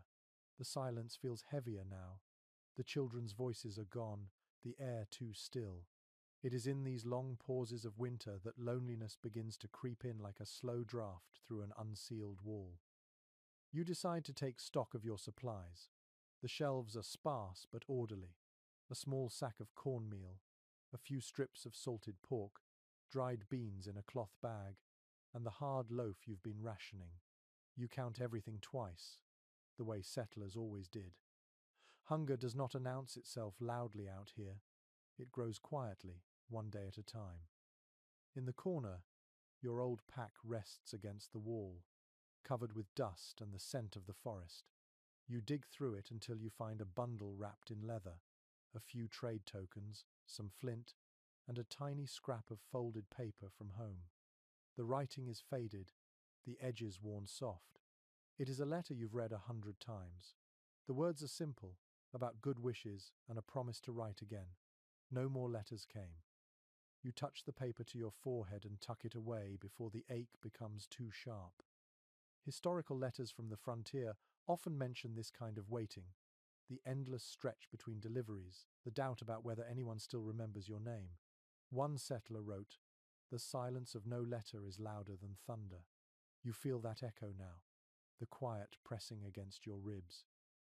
You decide to get outside before the feeling settles too deep. The air is clear and cold, your breath hanging before you like smoke.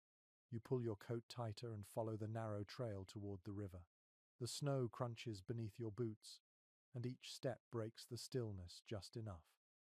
At the water's edge, a thin layer of ice glistens under the sunlight. The surface is delicate, almost glass-like. You crouch, breaking a small section with the end of a stick.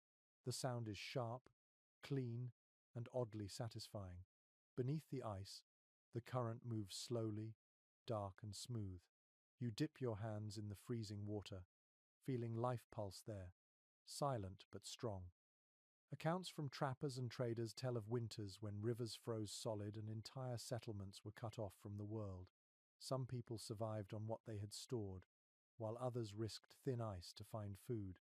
You are not that desperate yet, but you understand how easily survival could turn fragile. You collect fallen branches and driftwood along the shore. The effort warms your body, chasing away the numbness that lingers in your fingers. You pause now and then to listen, no voices, no animals, just the soft creak of trees shifting in the cold. When you return to your cabin, you notice something new. Hanging from the door handle is a small bundle wrapped in cloth. You look around, but see no footprints except your own. Inside the bundle are two pieces of dried meat, a handful of apples, and a scrap of fabric tied into a bow. Someone must have left it quietly while you were gone. You smile, touched by the quiet generosity. On the edge of the cloth is a note written in rough script. For trade or friendship, whichever you prefer. It must be from your neighbors. You sit at your table and unwrap an apple, its surface wrinkled but sweet. The first bite tastes of kindness, sharp and crisp. Such exchanges were the backbone of early communities.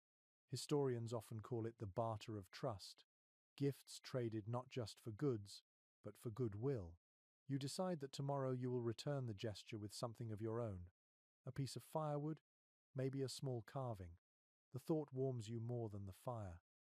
As afternoon fades, you set aside the wood you gathered and check the sky. The horizon glows faintly pink, the first real color in days. The air smells clean and full of promise. You sit by the door, the apple core in your hand, and feel the weight of silence ease a little. A curious story told among the first pioneers said that when a stranger left food at your door, it was not just charity but a blessing meant to keep your house from falling cold. Some claimed it invited good fortune for both giver and receiver.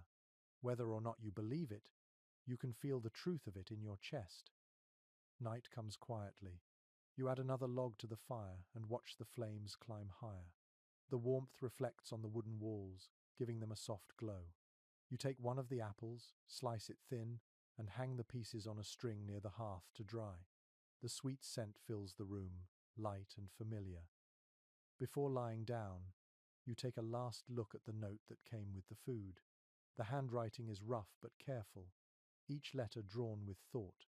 You tuck it into a small crack between the logs near your bed, as if planting it there might let its warmth grow roots. You stretch out on your blanket, the fire humming gently beside you. The shadows waver on the ceiling like slow-moving water. Your stomach is full, your body tired, and for the first time in days, you feel connected again not to a place, but to the people sharing this silent world with you. Outside, the wind begins to rise, low and steady, brushing against the door as if whispering approval. You close your eyes, and before sleep takes you, you murmur softly, "Thank you, whoever you are." The fire cracks in response, and the cabin breathes quietly through the long winter night. The storm passes, and the cold deepens into the kind of quiet that makes sound itself feel heavy. Your cabin walls are lined with frost along the bottom seams, thin silver veins glowing faintly in the dim morning light. You stir the fire until it snaps awake, grateful for its answering warmth. It is another long day of waiting out the deep freeze, and the mind begins to search for comfort in small things. You glance toward the pile of wood beside the hearth, the apples drying neatly on their string, the few remaining rations stacked carefully in their places. You have done well, but the days are blending together, each one as pale and silent as the last. The quiet presses close, so you decide to busy your hands before your thoughts turn restless. You take a scrap of cloth from your pack and begin stitching a small patch into your sleeve. The thread catches, the needle gleams in the light. The movement is slow, careful, and soothing. You remember how your mother once showed you the same gesture, her voice soft as she said that steady work was the cure for worry. She must have been right. From early 19th century accounts, it is clear that settlers relied on crafts like this to survive the stillness of winter. When the snow was too deep for hunting and the cold too bitter for travel, they turned to sewing, carving, and mending. Some made quilts from every scrap of cloth they owned. Others shaped toys from bits of wood to keep their children hopeful through the cold. You pause for a moment, stretching your back. The sound of the fire fills the silence. The cabin glows in the firelight, softening the rough edges of the logs. It smells of pine, resin, smoke, and faint sweetness from the drying fruit. For a moment, you imagine you are sitting in the heart of something alive. You take a few more stitches, smiling at how uneven they are. Perfection is a luxury out here. What matters is that the work holds. It is a small act of defiance, a statement that you will not let decay win. In the corner, you notice a small pattern of frost on the window gap, curling into delicate swirls like lace. You trace it with your finger, leaving a faint line where the ice melts at your touch. The beauty of it surprises you. Out here, even cold can create something lovely. A passage from an 1809 letter written by a settler's wife comes to mind. "We find beauty where we can, for the Lord has hidden it even in hardship." You whisper those words to yourself and feel their weight settle like a prayer. Later, you decide to make candles. You gather the small pieces of leftover fat saved from meals and melt them carefully in a tin cup above the fire. The smell is sharp at first, then fades into something clean. You twist strips of cloth for wicks and pour the hot liquid into small molds you fashioned from bark. The wax hardens slowly, turning pale and smooth. Soon you have 3 new candles, uneven but proud little guardians against the night. Records from the frontier mention how candles were treasures in the cold season. A single flame meant hope, company, and sometimes even love letters written in the dim light of their glow. You think about that as you set one of your candles in the corner, lighting it with a stick from the fire. The gentle light fills the cabin with a quiet peace. You sit back, the warmth of the fire on your face and the soft glow of the candle beside you. You realize how human survival often depends not only on strength but on the ability to make light when darkness presses close. As you work, you begin humming again, the same small tune that carried you through the storm. It weaves through the room softly, mixing with the sound of the fire. You think of your neighbors, the children, the mysterious gift of apples at your door. The memory makes you smile. The world beyond your walls feels far away yet not unreachable. Scholars studying early frontier life sometimes note that the art of endurance was rarely dramatic. It was quiet and handmade, stitched in cloth, molded in wax, whispered in song. You glance at your patchwork sleeve, at your uneven candles, and feel that truth settle in your chest. Every small act becomes a declaration that life will continue, no matter how cold the wind outside. By late afternoon, the sun has slipped behind the trees. The light that remains filters through the window, cracks in thin golden lines. You sit by the fire, turning your candles in your hands, admiring how they catch the last of the glow. A detail from an old diary mentions that families often saved their last candle of winter for a celebration when the first bird's song was heard again. They called it the candle of Thor, a sign that the world was waking. You look at your 3 small candles and decide you will save one for that day. Night arrives quietly, the cold pressing against the cabin's sides. You light a second candle and place it near your bed, its flame trembling but steady. The air glows softly, painting the walls in shades of amber and gold. You lie back, listening to the faint murmur of the fire and the candle's soft hiss. Before sleep comes, you whisper to the flame, "Keep me warm, little light." The wick flutters as if answering. The shadows stretch long across the ceiling, swaying gently like branches in a calm wind. You close your eyes and let the stillness cradle you. Somewhere beyond the walls, the forest sighs, patient and waiting. The next morning greets you with a silence so deep that it hums in your ears. You lie still for a moment, listening. The fire has burned itself to pale ash, and the air inside the cabin feels brittle with cold. Your breath fogs faintly, rising in soft clouds that vanish near the roof. You know you must move quickly before the frost sinks into your bones. You throw open the door and step outside, boots crunching on snow that sparkles like crushed glass. The air is knife-sharp, cutting but clean. Then, from somewhere in the trees, you hear it a low growl, faint but unmistakable. You stop, scanning the forest edge. A shadow moves between the trunks, then disappears. You remember what you've heard from others in the settlement. Winter brings hunger to everything that breathes. Wolves prowl closer to smoke, bears dig shallow dens when the ground is too hard, and smaller animals creep toward cabins, drawn by the scent of salt and meat. You go back inside and close the door firmly. The sound fades, replaced by the soft creak of the walls. Still, your heart beats faster. You check your supplies, making sure nothing has been left outside to tempt scavengers. Everything looks in order, but you keep your axe near the fire anyway. Frontier accounts from the late 1700s often describe how wildlife tested the boundaries of human settlement each winter. In one story, a family in the Maine woods woke to find a bear paw pushing through their chimney. In another, wolves circled a cabin for 3 nights until the settlers lit a ring of torches around the walls. Reading such tales back in the comfort of civilization must have made them sound heroic. Living them, you realize, is something else entirely. You take a moment to breathe, forcing calm back into your chest. The danger outside feels distant now, yet it lingers in the air like a scent.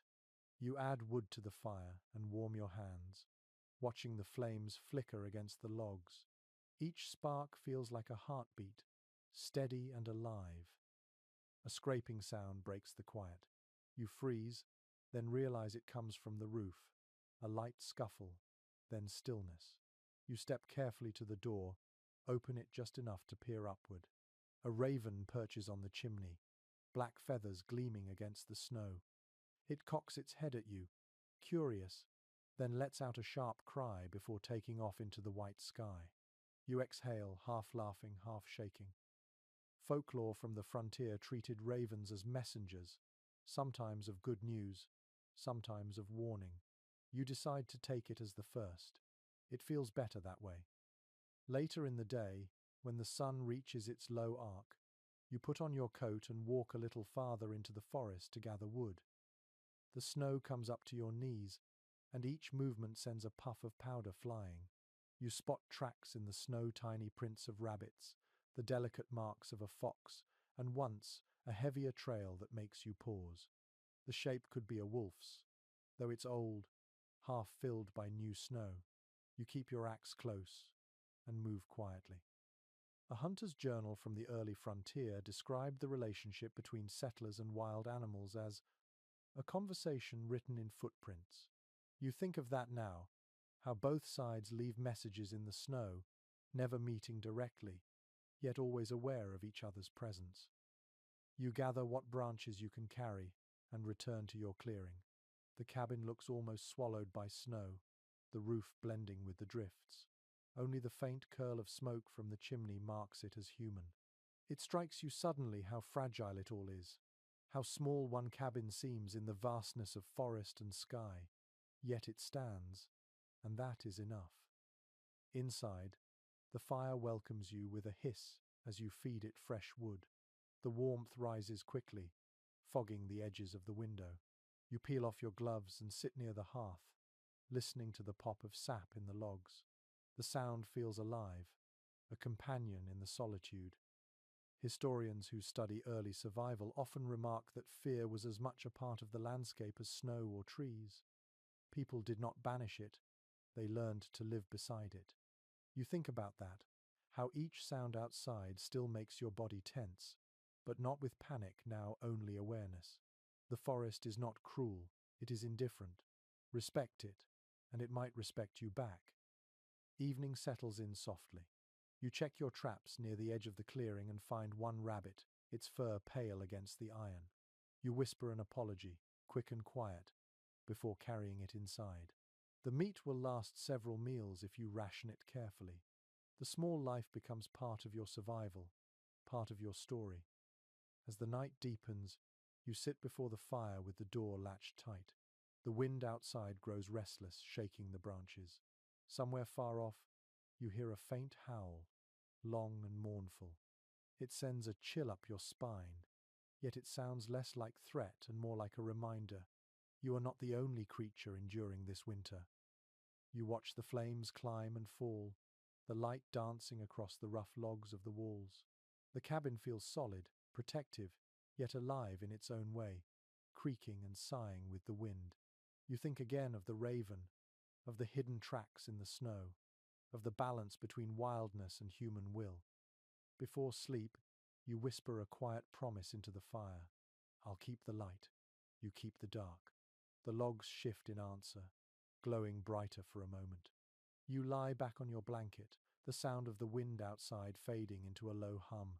The night stretches long, but inside the walls, warmth and fire hold steady, and you drift into dreams where snow falls without sound, and the forest watches, patient and eternal.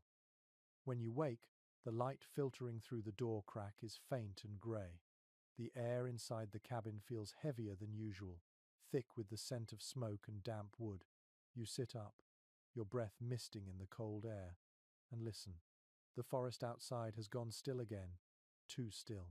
Winter has taken full hold of the land, and the silence carries its own kind of weight.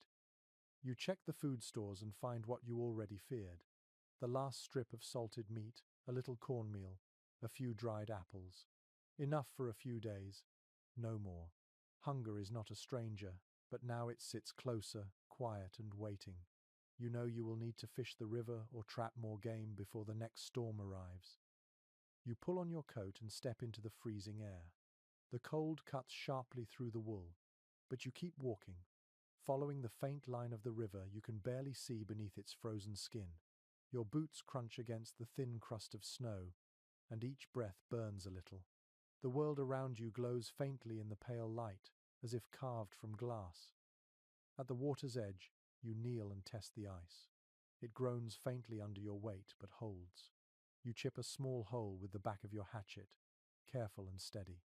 The first few blows echo across the trees like distant drums.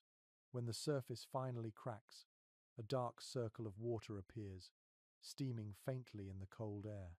You lower a line made of string and bone, baited with a scrap of fat. Then you wait. The stillness is both peaceful and cruel. Minutes stretch into hours.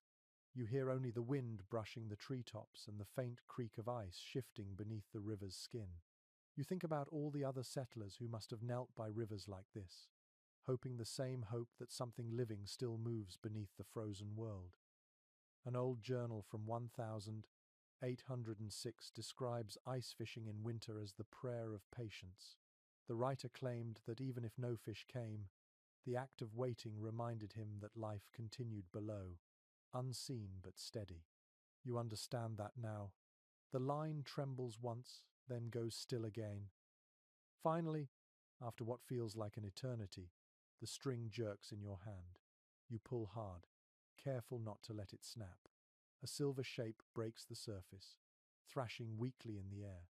You laugh out loud, the sound echoing off the frozen banks.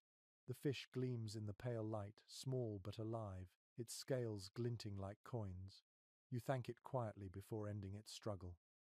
You make your way back to the cabin, your hands numb and your feet aching. The fish feels heavy in your pocket. Though it weighs almost nothing, it is proof that the river still gives. When you push open the door, the warmth inside hits you like an embrace. You stoke the fire and hang your catch above it, the smell of cooking filling the room. Frontier records often note that survival in deep winter depended less on skill than on restraint. People learned to stretch everything to use every bone, every drop of fat, every handful of flour. You watch the fish sizzle, and when you eat, you savor each bite as though it were a feast. The taste is faintly smoky, the texture soft and delicate. You chew slowly, feeling strength return to your limbs. After the meal, you sit quietly, staring into the fire. The warmth spreads through you, slow and steady.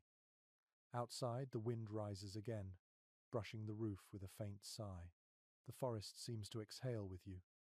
A curious tradition from some river settlements comes to mind. The first fish caught in winter was sometimes shared symbolically, a gesture of gratitude to the water. People believed that giving back ensured future catches. You have no one nearby to share with, but you tear off a small piece and toss it into the flames. The fire flares bright, as if answering the offering. You take the rest of the bones and boil them in a pot for broth. The smell is gentle, almost sweet. It fills the cabin and clings to the wooden walls, turning hunger into memory. The steam fogs the air, softening the edges of everything. As the day fades, you step outside again. The sky glows faintly pink near the horizon, the kind of light that comes just before dusk. You hear the faint groan of ice shifting on the river, the whisper of wind through bare branches. The forest feels ancient, vast, and strangely kind for once. Scholars who study early frontier life often mention how people began to see the landscape as both adversary and ally. You can feel that duality clearly now. The cold hurts, yet it also sharpens your senses. The isolation tests you, but it also teaches focus. The same world that threatens to kill you is the one that feeds you. You walk back to the cabin, watching smoke curl upward from your chimney against the fading light.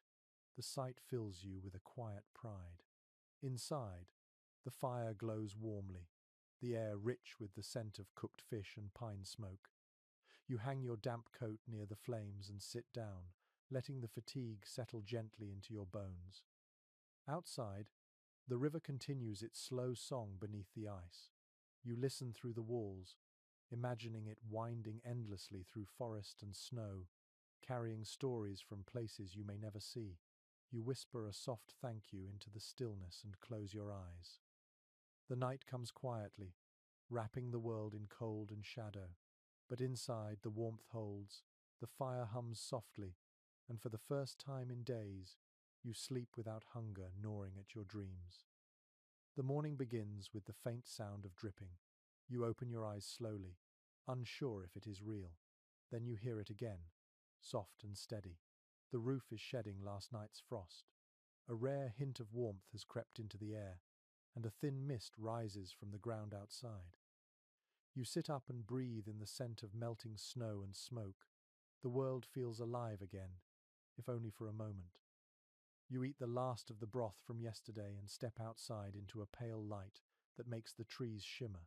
Your breath is still visible, but the cold no longer stings. The forest feels gentler, softer. You take a few steps toward the tree line and stop when you notice something unusual. There are footprints, not your own. They are smaller, lighter, moving from the edge of the woods toward your cabin. They pause near your woodpile, then turn back toward the trees. You kneel, tracing one with your glove. The toes point outward, the heel narrow, not animal, human. Your heart beats faster, though not from fear. You glance toward the horizon where the river winds between the trees, and you think of your neighbors, the family with the children, the quiet woman who left food at your door. Maybe they passed by early this morning. Maybe they came for help, or simply to see if you were still alive. You follow the trail for a short distance. The prints lead to a small clearing where the trees open wide around a half-buried fire pit. Beside it sits a woven basket filled with dried herbs and bark. You lift it carefully, inhaling the sharp scent of pine and sage. These are medicines, the kind you have seen before but never used. Someone has left them for you. Encounters like this filled the journals of early settlers. Travelers wrote about how native neighbors shared knowledge of the land, what to eat, how to cure fevers, when to read the sky for storms. Without that help, many would not have lived through their first winters. You think of those stories now as you cradle the basket in your hands.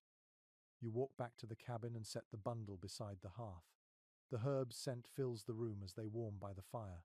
You recognize dried willow bark, good for pain, and crushed juniper, used to clean wounds. There are other leaves you cannot name, their edges curled and dark from the cold. You decide to brew a little into tea, curious about their strength. You heat a pot of water and sprinkle in a few leaves. The liquid turns pale gold and gives off a smell that reminds you of the forest floor after rain. You sip carefully. The taste is bitter but clean, grounding. Warmth spreads through your body slowly, as if the forest itself has reached inside to thaw you. A note falls from the bottom of the basket. The handwriting is uneven, drawn with charcoal on rough bark. The people before us drank this for strength. It helped when the cold was unkind. You trace the letters with your finger, touched by the simple generosity. Historians still debate how much of early pioneer survival came from indigenous knowledge. Some argue it was everything. Others claim settlers adapted on their own. The truth probably lies between the two, but as you drink the forest's medicine, the argument feels distant and unimportant. What matters is that kindness once again crossed the snow. You step outside later in the afternoon to look for more signs of whoever left the basket.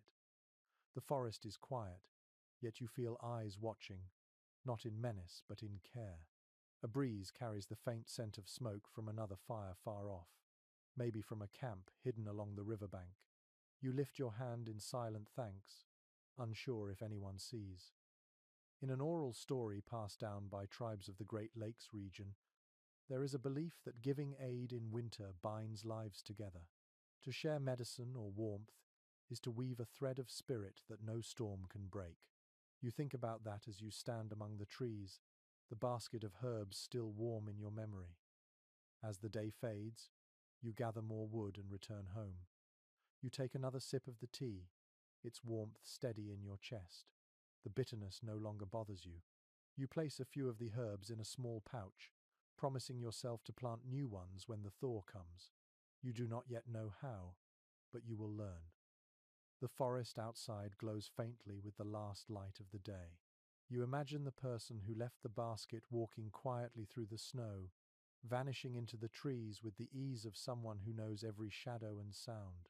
You wonder if they paused for a moment to look at your cabin, the small curl of smoke from your chimney, the proof that life endures here. By evening, the temperature drops again. You add another log to the fire and sit near it, feeling the day's calm settle over you. The air smells of pine, smoke, and the faint memory of herbs. Your body feels lighter, stronger, as if the forest has adopted you for another day. A traveler once wrote that kindness in the wilderness is rarer than firewood. You think about that line and decide it isn't always true. Sometimes the wild offers compassion in its own quiet ways. A hidden path, a basket of herbs, the taste of a bitter drink that makes your hands stop shaking. Before sleep, you step outside one last time. The sky is deep blue, stars scattered across it like frost. The snow glows faintly, and the air carries the scent of pine smoke from somewhere far away. You close your eyes and whisper, "Thank you, unseen friend." The wind stirs gently, brushing your face like a soft hand before fading back into stillness. Inside, the fire hums low and steady. You lie down, the faint taste of the tea still on your tongue, and let your eyes close. The forest watches in silence as you drift into dreams that smell of wood smoke, sage, and peace. The next morning, your first breath tastes of smoke and pine. The fire has burned low again, but the air in the cabin still carries its warmth. You sit up slowly, stretching stiff muscles, and listen. The wind has died, the world outside resting in that brief, fragile calm that follows heavy weather. You open the door, and light floods in. The forest looks renewed. The snow has settled in smooth waves, untouched and gleaming under the weak Sunday. You take a deep breath, the cold air biting at your lungs, and step outside. For the first time, you notice something you had not before, a faint column of smoke far to the east, rising from between the trees. You smile softly. That must be the neighbors again. The sight of smoke means life.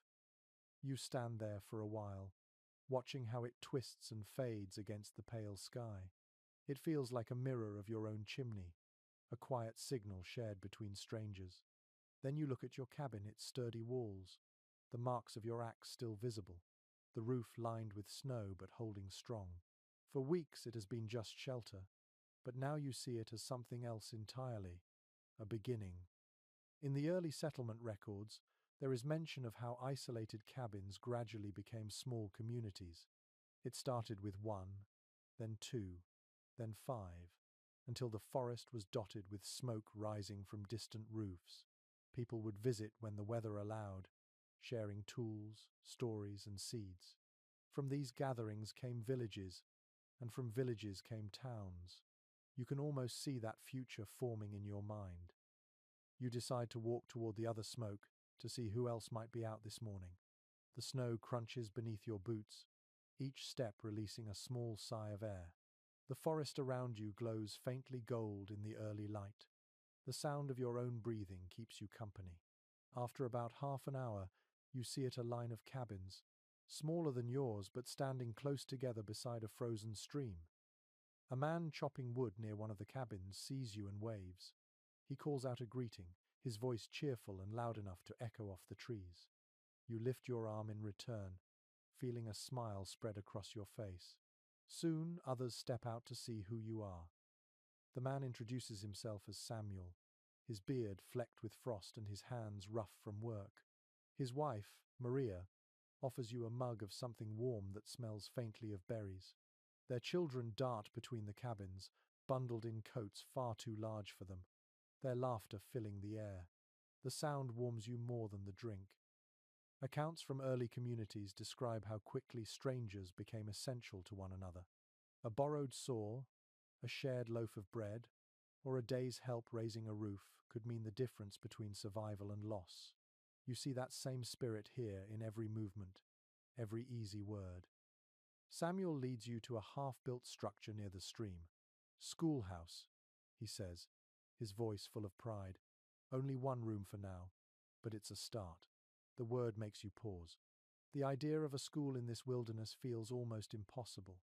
Yet here it is, a promise for the next generation, a sign that these people believe in a future beyond mere survival. One of the women nearby is boiling sap over a small fire. The sweet smell drifts through the air. She smiles when she sees you and offers a small wooden spoon.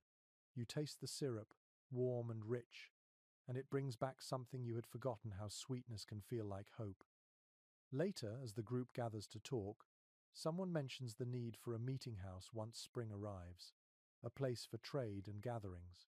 You listen quietly, admiring their certainty. They speak of planting, of weddings planned for summer, of letters they hope to send once the trails open. The optimism feels contagious. A note from a missionary in 1819 describes the transformation of such gatherings. One roof of logs becomes two, then 10, and the wilderness begins to hum with purpose. You hear that hum now, in the chatter around you, in the sound of axes striking wood, in the laughter of children playing near the stream. As the day passes, you help where you can, hauling timber, clearing snow, fetching water from the icy edge of the river. The work feels lighter with others beside you. The rhythm of many hands moving together fills the air with a kind of music. For the first time in months, you hear more voices than the crackle of your fire. When the sun begins to sink, painting the snow in shades of pink and silver, you prepare to leave. Samuel claps your shoulder. "You've got neighbors now," he says simply. His words are both a fact and a comfort. You promise to visit again soon, and he nods, already turning back to his chopping. The walk home feels shorter. The forest, once heavy with silence, now hums faintly with life. The smoke from your chimney greets you as you reach the clearing. The sight of it feels less lonely than before. You step inside, feed the fire, and let the warmth soak into your skin. Scholars often write that community was the frontier's greatest invention. Out of hardship came generosity. Out of solitude came solidarity. You think about that as you sit by your hearth, remembering the laughter, the smell of sap, the feel of rough wood in your hands. Outside, the night falls soft and deep. Through the tiny cracks in the door, you see the glow of distant fires in the east. The thought that others are out there eating, talking, surviving wraps you in quiet reassurance. You whisper into the room, "We are not alone anymore." The fire answers with a single pop, and you close your eyes, smiling as the warmth of both flame and friendship carries you into sleep. When you open your eyes the next morning, the light feels softer, tinted gold through a thin curtain of frost. The fire still glows in the hearth, and the scent of pine smoke lingers in the air. You stretch, feeling the gentle ache of yesterday's labor in your shoulders. The world outside the door is quiet again, though not empty. Somewhere, faintly, you can hear the chopping of wood from your new neighbors. The sound carries through the cold like a heartbeat. You stand and brush frost from your blanket. A strange thought comes to you. The cabin no longer feels temporary. The walls have absorbed your breath, your voice, your warmth. You light another log in the fire and sit for a while, staring at the slow curl of smoke that climbs toward the chimney. The room feels peaceful, almost sacred. Yet, as the days grow shorter again, you sense something shifting. The air at night seems heavier, and the silence outside holds a different kind of weight. Even the wind sounds different, whispering through the trees like words you cannot quite catch. You remember what the older settlers said about this time of year, when the nights stretch longest and imagination grows bold. In the folklore of early pioneers, winter nights were not empty. They were said to belong to spirits, some kind, some mischievous, some drawn by loneliness. Every community had its own names for them. Some families burned an extra candle by the window to guide wandering souls, while others refused to whistle after dark for fear of calling one close. You smile softly, not quite believing but not ready to dismiss the stories either. When evening falls, The sky deepens into indigo, and the first stars flicker faintly through the bare branches. You sit near the fire, carving a small figure from a scrap of wood. The rhythm of your knife against the grain is steady, soothing. Outside, the wind begins to rise. The sound moves through the forest in long sighs, and for a moment it almost sounds like humming. A record from an 1822 preacher's diary mentions that people once lit fires through the night in winter as a sign of faith. He wrote, "The flame reminds the dark that we are not afraid." You glance at your own fire, at how it glows warmly against the walls, and think that maybe faith takes many forms. As the night deepens, you notice something odd. The cabin feels colder, though the fire burns strong. You step to the door and check the latch. It is secure. You listen. Somewhere outside, snow shifts with a slow, deliberate sound. You hold your breath, then silence. You wait another minute, hearing only the wind again, soft and steady. The sound could be anything: a branch falling, the forest settling. Still, you feel your pulse quicken. In the accounts of old settlers, such moments of unease were common. Isolation makes the mind restless, and every sound becomes a mystery. Some blamed spirits, others blamed memory. One woman in an early Illinois homestead wrote, "The night pressed so close, I thought it was listening." You understand exactly what she meant. You feed the fire a fresh log and sit back down. The small wooden figure in your hand now looks like a bird, rough and uneven. You place it on the mantel beside the dried herbs from your unknown friend and the folded letter from home. The collection feels like a small shrine to everything that has kept you alive: faith, kindness, memory. The wind outside softens again, as if satisfied. The fire crackles gently. You whisper, half to yourself, half to the dark, "If there are spirits out there, keep watch kindly." The air seems to settle after that, the tension easing from the walls. Later, as you lie down, the glow from the hearth paints the room in flickering gold. The shadows move slowly, stretching and shrinking as the fire breathes. Your eyes drift to the small wooden bird, its shape calm and still in the light. The rhythm of the flames begins to lull you towards sleep. Historians who study life on the frontier often say that faith and superstition lived side by side, sharing the same firelight. When the nearest church was 100 miles away, people built their own altars of belief from what they had. You can see how easily it happens. Out here, even the smallest comfort becomes sacred. You dream lightly, half awake, half adrift. In your dream, you stand outside your cabin, the snow glowing pale beneath a full moon. Across the clearing stands a figure cloaked in fur, watching but not approaching. You do not feel fear. The figure nods once, then fades into the trees. When you open your eyes, the fire has burned low, and the night is quiet. You sit up slowly, smiling to yourself. Maybe it was only a dream, or maybe the old stories were right in their own way. The frontier is full of watchers, neighbors, animals, unseen friends.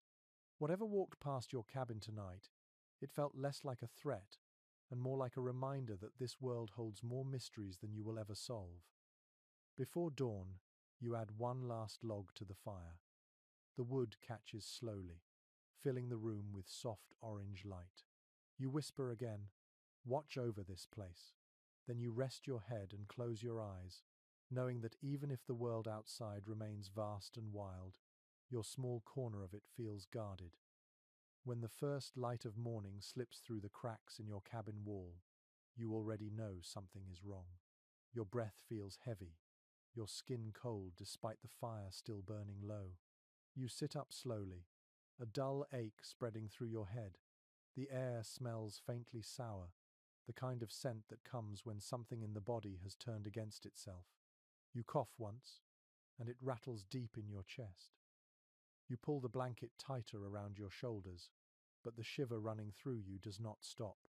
Your hands tremble slightly as you stir the fire back to life. For a moment, the world swims out of focus, the light bending strangely. You realize it now. You are sick. Illness is one of the oldest companions of winter. The journals of early settlers describe it in soft, careful words, as if speaking too loudly might invite it inside. Fever, lung sickness, chills that linger for days. The isolation made every cough sound louder. There were no doctors within reach, no herbs unless one knew the forest well, no medicine beyond what people learned from memory or hope. You move slowly, lighting one of your homemade candles. Its light feels softer than the fire, steadier. You sit by it, breathing carefully. The fever rises in waves. Each breath burns. You remember the basket of herbs from your unseen neighbor, the dried leaves tucked carefully beside the hearth. You reach for them now with shaking hands, selecting the willow bark and juniper. You crush them gently in a pot of boiling water, the scent filling the air sharp, bitter, alive. You sip the liquid slowly, grimacing at the taste, but it soothes your throat as it goes down. The warmth spreads through you, leaving a faint trail of calm in its wake. A traveller's account from 1798 tells of a family who survived an outbreak of fever using little more than bark tea and rest. The writer said, "We trusted the forest to remember what we forgot." You think about that as you drink again, wishing for the same mercy. The fever rises higher as the day goes on. You drift in and out of sleep, your thoughts scattered. The walls of the cabin blur at the edges, the sound of the fire growing distant. You see flashes of things, sunlight breaking through the roof, the river glimmering with ice, faces of people you know and some you never met. The line between dream and memory fades. You wake again in twilight. The candle burns low, its wax pooling on the table. Your body feels weaker, but the air in your lungs moves easier now. The herbs must be helping. You reach for your blanket and pull it close, whispering thanks into the dim air. In the distance, through the walls, you hear a faint knocking sound. It is rhythmic, steady. You try to stand, but your legs protest. The sound comes again, 3 knocks, then silence. You manage to reach the door and open it just a little. The cold air rushes in, biting your cheeks. No one stands outside. Only the wind moves, brushing past the doorframe like a ghost. You close the latch again, shaking your head. Maybe it was a dream. Fever plays tricks with the senses.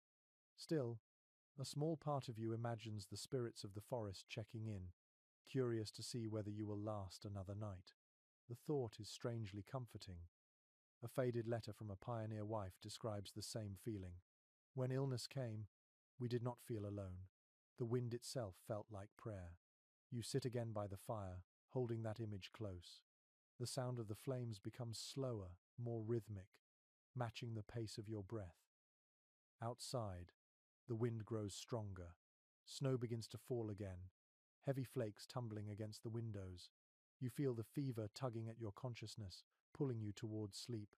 Before you give in, you add one more log to the fire and whisper, "Stay awake for me." You dream again. In this dream, you stand in your cabin doorway, looking out across the snow.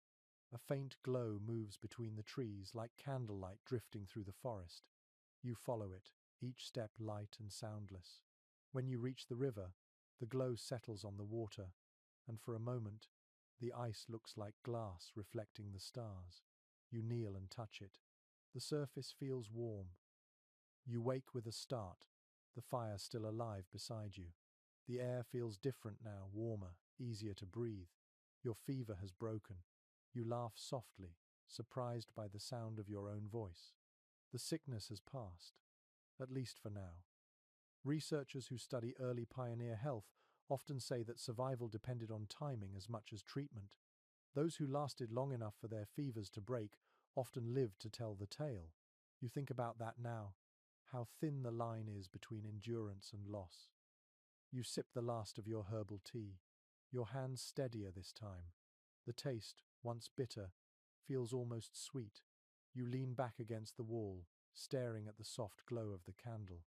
The light flickers gently, and for the first time in days, you feel steady inside your own body. Outside, The wind dies down, and the night settles in calm. The forest seems to rest, its branches heavy with snow. You whisper, a quiet thank you to the unseen hands that guided you through this. Then you lie down, breathing evenly, the warmth of the fire wrapping around you like a blanket. Before sleep claims you, you glance once more at the herbs beside the hearth and the small wooden bird on the mantel. You think of the neighbor who left those gifts, and the strangers who once trusted the forest the same way. We trusted the forest, you murmur, and it remembered. The words linger softly in the room as your eyes close. The morning sun creeps gently through the cracks in the wall, painting thin lines of gold across the floorboards. You wake slowly, still weak, but peaceful. The fever has left your body, though a dull heaviness lingers in your limbs. The air feels different today, crisp, but not cruel. The wind outside moves softly, carrying with it the faint crackle of thawing branches. You sit up, wrapped in your blanket, and glance toward the fire. Only grey ash remains, though warmth still clings faintly to the stones. You stir it with a stick and breathe carefully, watching tiny sparks awaken and bloom. The first flame flickers, then catches, growing into a steady glow.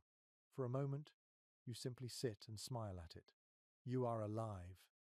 The cabin smells of herbs, smoke, and damp wool. You stand slowly, feeling the stiffness in your knees, and move toward the door. When you open it, the sunlight nearly blinds you. Outside, the snow sparkles like powdered glass, and your clearing lies calm beneath a pale blue sky. Your first thought is to check the roof and walls, to make sure the storm caused no damage. Everything seems solid. Then you walk toward the edge of the forest, where the shadows still cling to the snow. You pause there, listening. The forest sounds quieter than usual, subdued, as if holding its breath. Then faintly, you hear it the cry of a bird high above the trees. It echoes sharp and clear, the first sign of movement after days of stillness. You close your eyes and let the sound wash over you. There is something healing about that call, a reminder that life continues even in the heart of winter. The sound stirs something inside you, something that has been silent for too long. You return to the cabin and begin the slow process of rebuilding order. The fever left things scattered. The pot from your tea lies overturned, a pile of wood half frozen near the hearth. You move with purpose, stacking, cleaning, sweeping.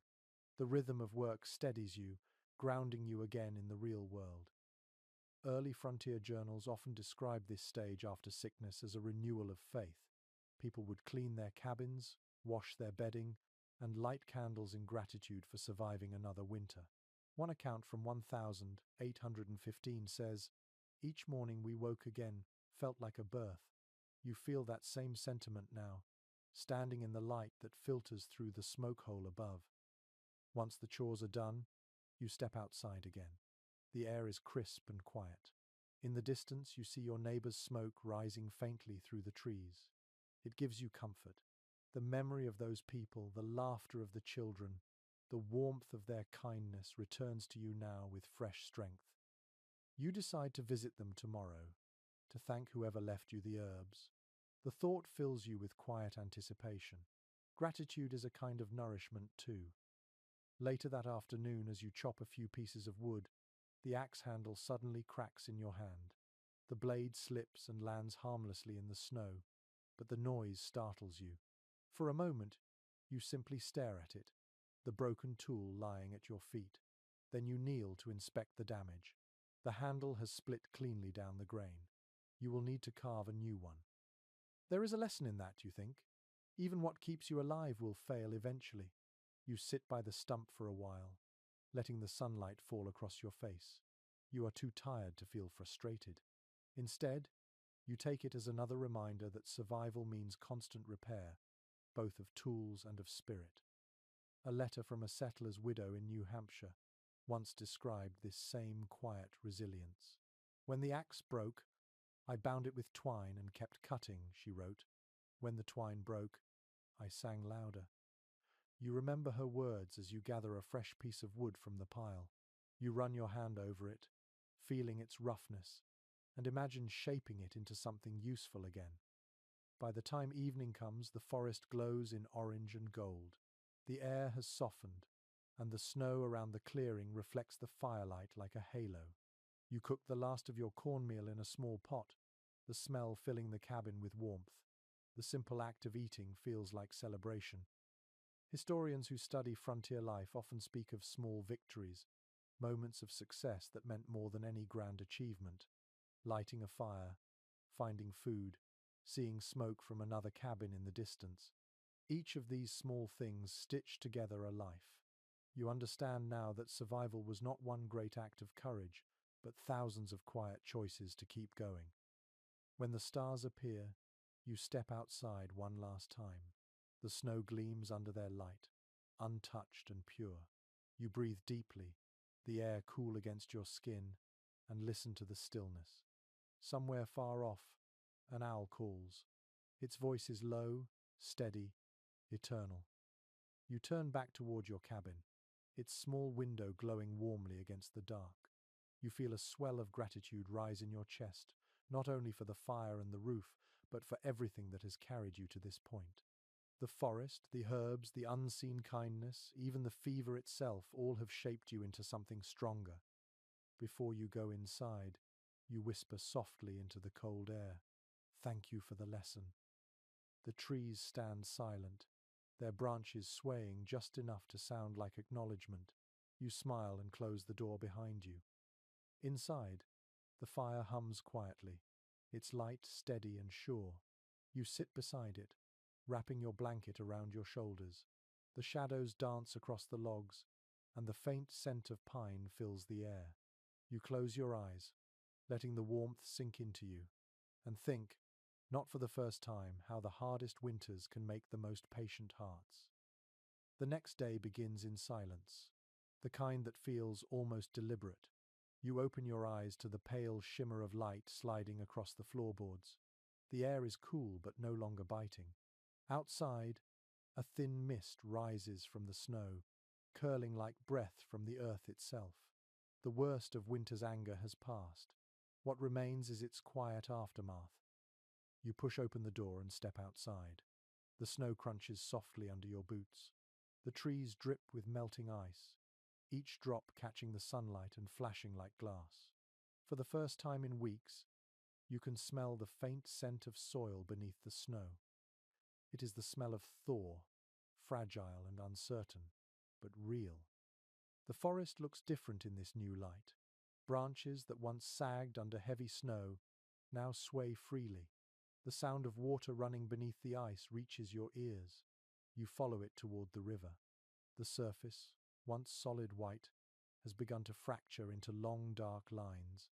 The cracks glisten, spreading slowly like veins of silver. The thaw brings relief but also danger. Early settlers feared this season almost as much as the storms. Diaries from the 1820s describe mud time, when the ground softened into a treacherous sea of muck that swallowed wagons and boots alike. Cabins shifted, roofs leaked, and paths disappeared. Survival changed shape again, not against the cold, but against the weight of melting water. You kneel by the riverbank and touch the surface. The ice flexes beneath your hand but does not break. You listen to the muffled rush of water below, carrying fragments of branches and leaves downstream. The sound feels alive, impatient, ready to move. Returning to your cabin, you notice small rivulets of water running down from the roof's edge. You fetch your hatchet and dig shallow trenches to guide the melt away from the foundation. The ground squelches underfoot, soft and heavy. Each stroke of your tool sends clumps of wet earth flying. Mud spatters your boots and the lower walls, but you smile. The mess feels like progress. An entry from an early farmer's notebook records that spring cleaning began not from vanity but necessity. When the snow melted, people dug, patched, and drained everything. The thaw revealed what winter had hidden: cracked beams, warped doors, and sometimes graves newly exposed from shallow ground. The frontier was never sentimental about rebirth. It was practical. You admire that honesty. By midday, you pause to rest. leaning on your shovel. The sky above has turned a softer shade of blue. The air carries the faintest warmth. A few small birds flit between the trees, their wings flashing grey and brown. Their chirping feels strange at first, almost too bright after months of quiet. You listen with something like awe. You decide to clean the inside of your cabin as well. You open the door wide, letting fresh air flow through. The smell of smoke and pine fills the clearing. You sweep the floor, stack the tools neatly, and shake out your blanket by the doorway. The dust rises and dances in the sunlight like fine snowflakes. For a moment, you stand there, watching the particles glow before they fade. From an old settler's journal comes a phrase that fits this feeling perfectly. Spring is not the end of hardship, but the rehearsal for it. You can feel that truth already. The river will flood, the mud will swallow paths, and hunger will test you again before the first green shoots appear. Yet you also feel ready. As the afternoon warms, you sit outside your cabin for the first time in months. The ground is damp, but the sunlight is strong enough to dry your coat. The forest hums faintly, a sound between silence and song. You close your eyes and tilt your face toward the light. The warmth feels like something you had forgotten, something that belongs to you. A folk tradition once held that when a pioneer first felt the spring sun on their face after winter, they should speak a wish aloud. You decide to honor it. You whisper, "Let the land be kind." The words vanish into the soft air, and you watch a breeze stir through the trees as if answering. You spend the rest of the day repairing the roof where the ice tore away a strip of bark.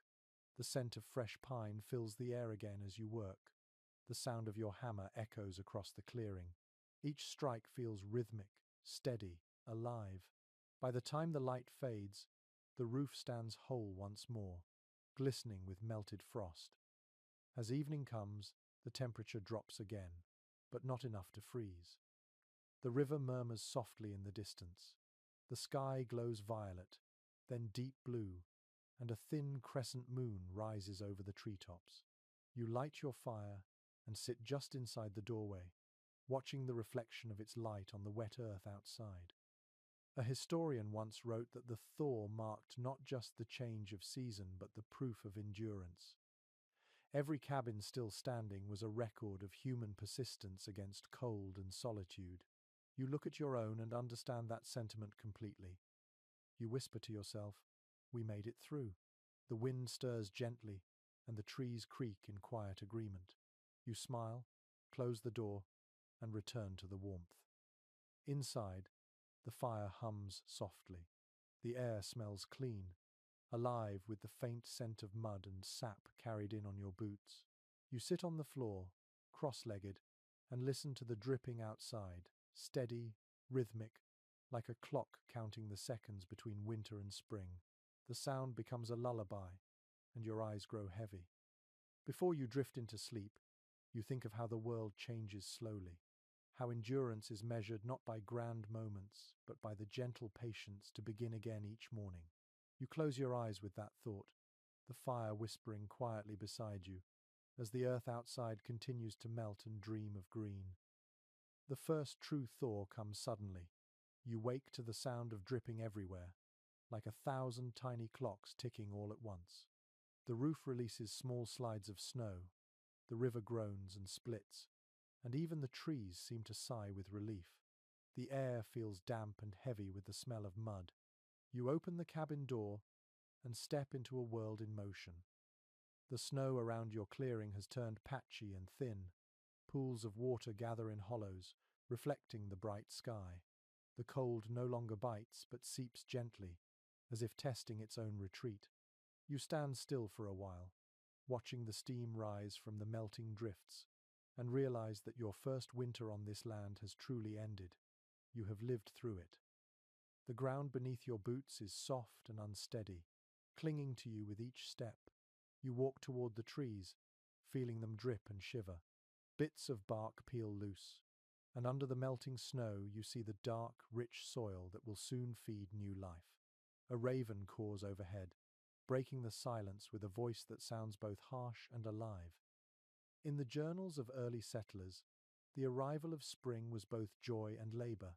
One writer called it the season of fixing what the cold forgot to finish breaking. You can see why. The roof still leaks in one corner, the door drags against the frame, and the walls show lines where the clay chinking cracked in the freeze. Yet none of it feels discouraging. These are problems for the living, not for the lost. You decide to start repairs that morning. You mix fresh clay with a little moss and press it into the gaps between the logs. The scent of wet earth fills the air, blending with the smell of thawing pine. You hum quietly as you work, and your breath no longer rises in visible clouds. By midday, the clearing becomes a small sea of mud. Your boots sink deep, each step releasing a soft squelch. You laugh at the sound. A month ago, you feared the cold would kill you. Now you are grateful just to be ankle deep in the living earth again. A faint sound drifts through the forest, the rhythmic creak of wagons. You pause, listening. The neighbors are moving again, the trails open enough to travel. You catch glimpses of distant shapes between the trees, people hauling supplies, leading oxen, calling out in short bursts of laughter. The season of work has returned, and the wilderness is waking. You remember reading once that the first frontier sawmills appeared not long after the first cabins stood. People wanted stronger walls, smoother boards, and roofs that would last. You imagine one of those mills by the river now, its wheel turning in the thawing water, filling the valley with the steady rhythm of progress. By late afternoon, the clouds gather thick and grey. The air smells of rain. You finish patching the last section of wall and stand back to admire it. The cabin looks rough but proud, streaked with mud and marked by use. It has become a living thing, weathered and strong. You light a small fire inside and dry your hands. The rain begins soon after, soft at first, then heavy. It drums on the roof and hisses on the firewood stacked outside. The sound fills the cabin completely. You sit near the hearth, smiling at how different this rain feels from the storms of winter. Then, the water meant danger. Now, it means renewal. Records from frontier towns describe how the first spring rains washed away more than dirt. They washed away fear. One family wrote that they would sit quietly during the first storm, letting the sound of rain remind them that life was beginning again. You understand that sentiment as you listen now. A small stream of water seeps under the door, trickling across the floor. You grab a bucket and place it beneath the leak, laughing softly at the sound of the steady drip. Even imperfection feels gentle today. By evening, the rain slows to a mist. You step outside, breathing deeply. The air is thick with the smell of wet leaves and bark. The ground glistens under the faint light of dusk. The forest, dark and dripping, feels clean again. Every branch, every blade of grass carries a tiny droplet like a jewel. You pick up a handful of damp soil and squeeze it between your fingers. It is cold, but it feels alive. You think of the settlers who came before you, who must have done the same thing at this very moment of the year, checking the ground, dreaming of crops, imagining fields where now only trees grow. A passage from an old farming almanac comes to mind. Spring asks two questions. What will you plant? And what will you keep? You whisper the words to yourself. You know you will not plant much this first year, only what you can tend by hand, but you will keep this place. That much you are sure of. As night falls, fog curls around the cabin like soft breath. You light a candle and set it near the window. The flame glows faintly through the mist, a beacon for anyone still walking the trails in the dark. You watch the light flicker, thinking of those unseen travelers, and hope they find warmth somewhere tonight. Inside, the cabin smells of rain, clay, and smoke. The fire hums low, steady, and patient. You sit cross-legged near it, running your hand over the floorboards. Each groove and mark feels like a page of your story written in wood. You smile to yourself, realizing how far you've come. The rain starts again, soft and steady. You lie back on your blanket, listening to it drum against the roof. The sound is different from snow. It has rhythm, life, and promise. You close your eyes, letting it lull you towards sleep, and think of the world outside waking one drop at a time. When dawn comes, it carries a sound you have not heard in many months. Bird song. At first it is faint, a single note rising through the mist. Then another joins it, and another, until the forest hums with fragile melody. You sit up slowly, eyes adjusting to the pale gold light streaming through the cracks in the cabin wall. For the first time since autumn, the world feels awake. You open the door and step outside. The air smells of wet bark and new beginnings. The snow has nearly vanished, leaving the ground dark and glossy. Patches of green peek from the earth like small promises. The river runs freely now, its voice louder, fuller. You walk toward it, boots sinking slightly in the soft mud. The sound of rushing water feels like music, low and constant, wrapping the whole valley in its rhythm. You crouch near the riverbank, watching the current carry bits of ice away. Your reflection shimmers on the surface, blurred but recognizable. You have changed. Your beard is thicker, your face leaner, your eyes steadier. You look older, though not in a way that feels sad. The wilderness has carved something new into you, something calm. A line from a settler's journal drifts through your thoughts. Spring did not forgive us. It tested us again in gentler ways. You smile at that. The cold may be gone, but new work waits at every corner. The thaw has revealed fallen branches, cracked timbers, and patches of soggy earth that need tending. Survival continues, just wearing a softer face. You decide to build a small fence today, something to mark the edges of your clearing and keep wandering animals from your food stores. You gather branches, trimming and sharpening them with your hatchet. The smell of fresh wood fills the air. Birds flit nearby, curious, their wings flashing silver in the morning light.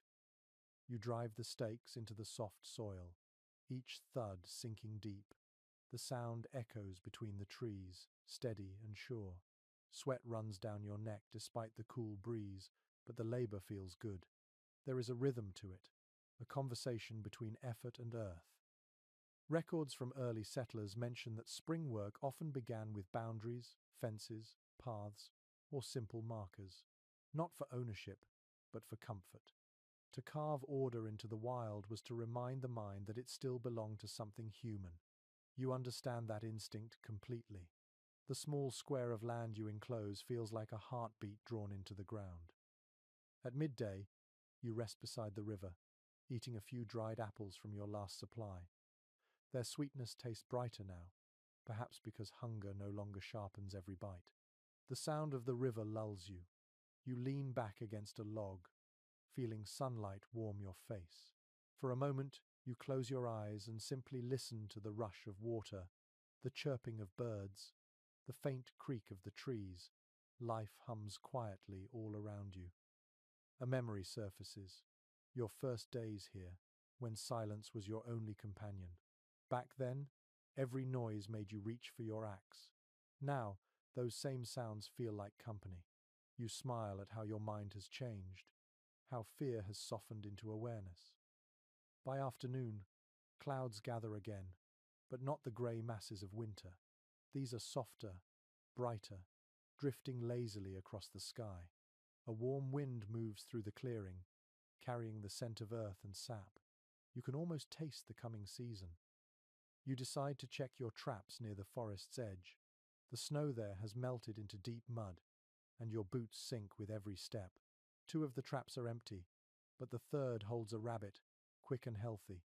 You whisper, thanks, and end its struggle swiftly, the way you were taught. As you carry it home, you feel no guilt, only gratitude.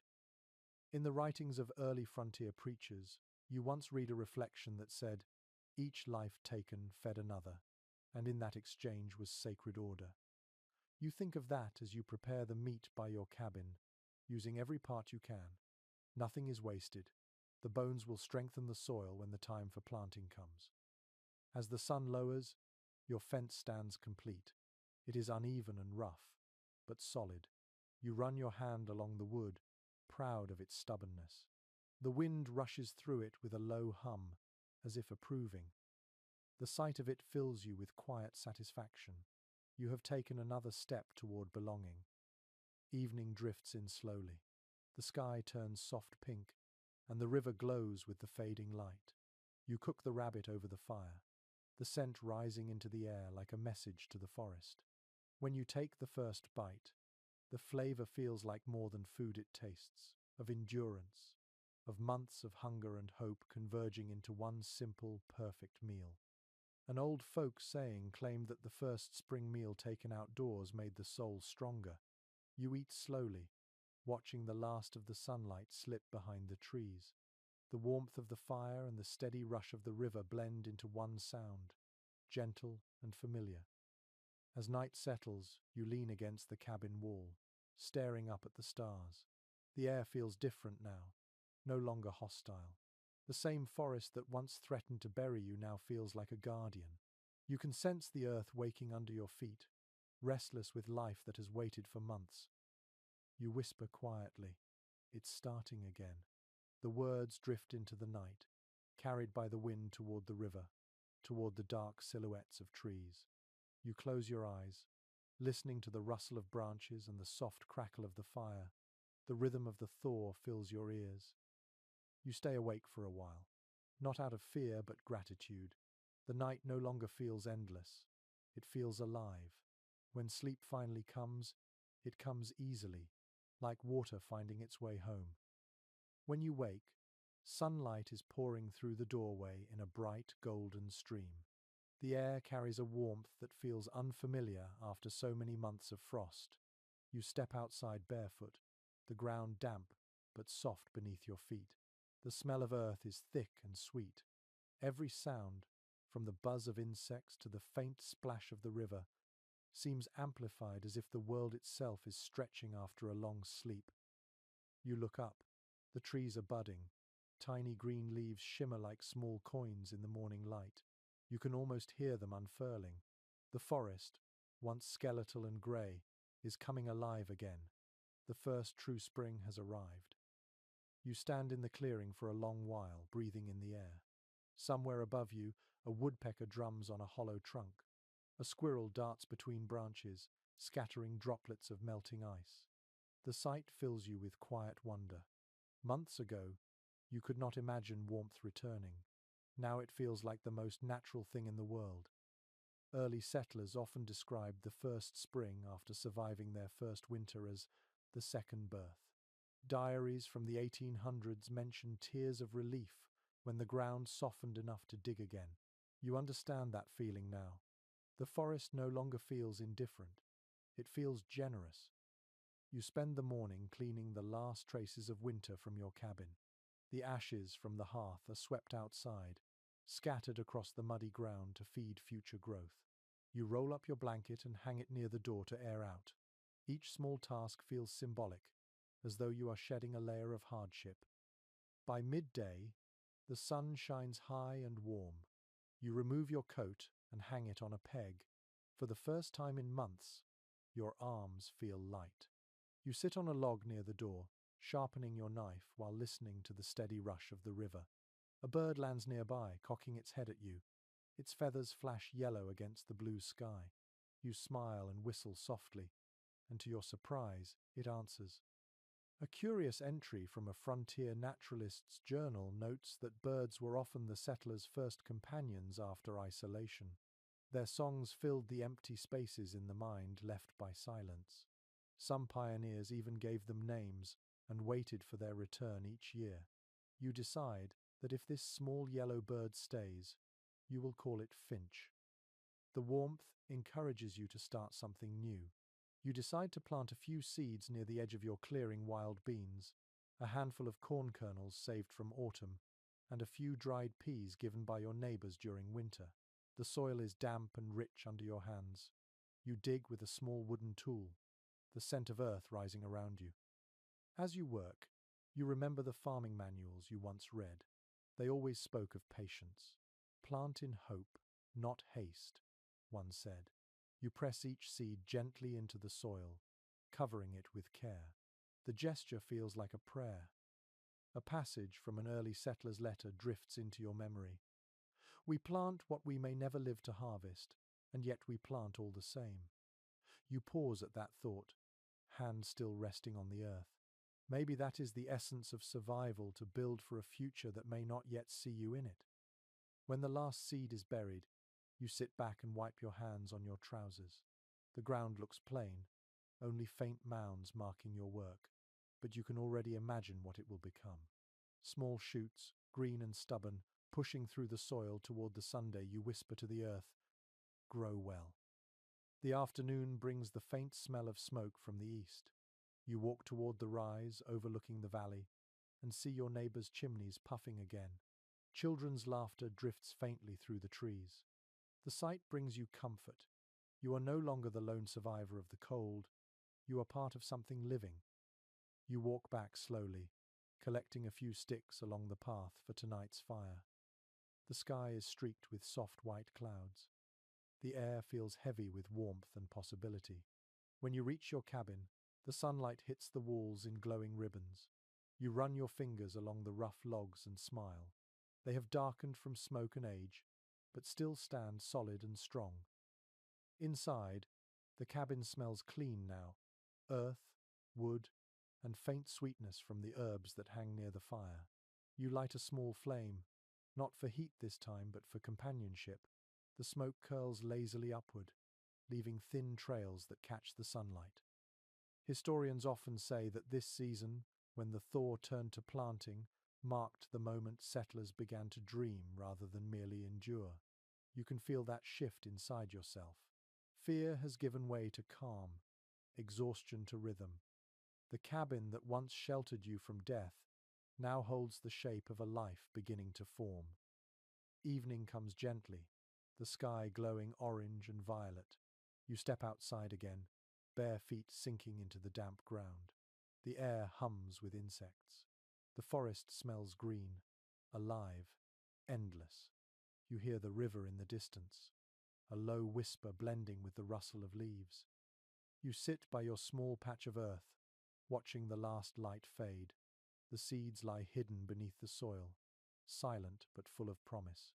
You think of how everything you have built, your walls, your fire, your roof, began the same way, as something buried in effort and hope. You whisper softly, "We begin again." The words drift into the dark like a vow. The first stars appear above the trees, shimmering faintly in the cool night. You stay there until the air cools and your eyelids grow heavy. Then you return to your cabin, where the fire glows quietly, waiting. You lie down with the scent of earth still on your hands. The sound of night birds fills the silence, their calls weaving through your dreams. Sleep comes easily, gentle and deep, carrying you forward into the bright season that is only just beginning.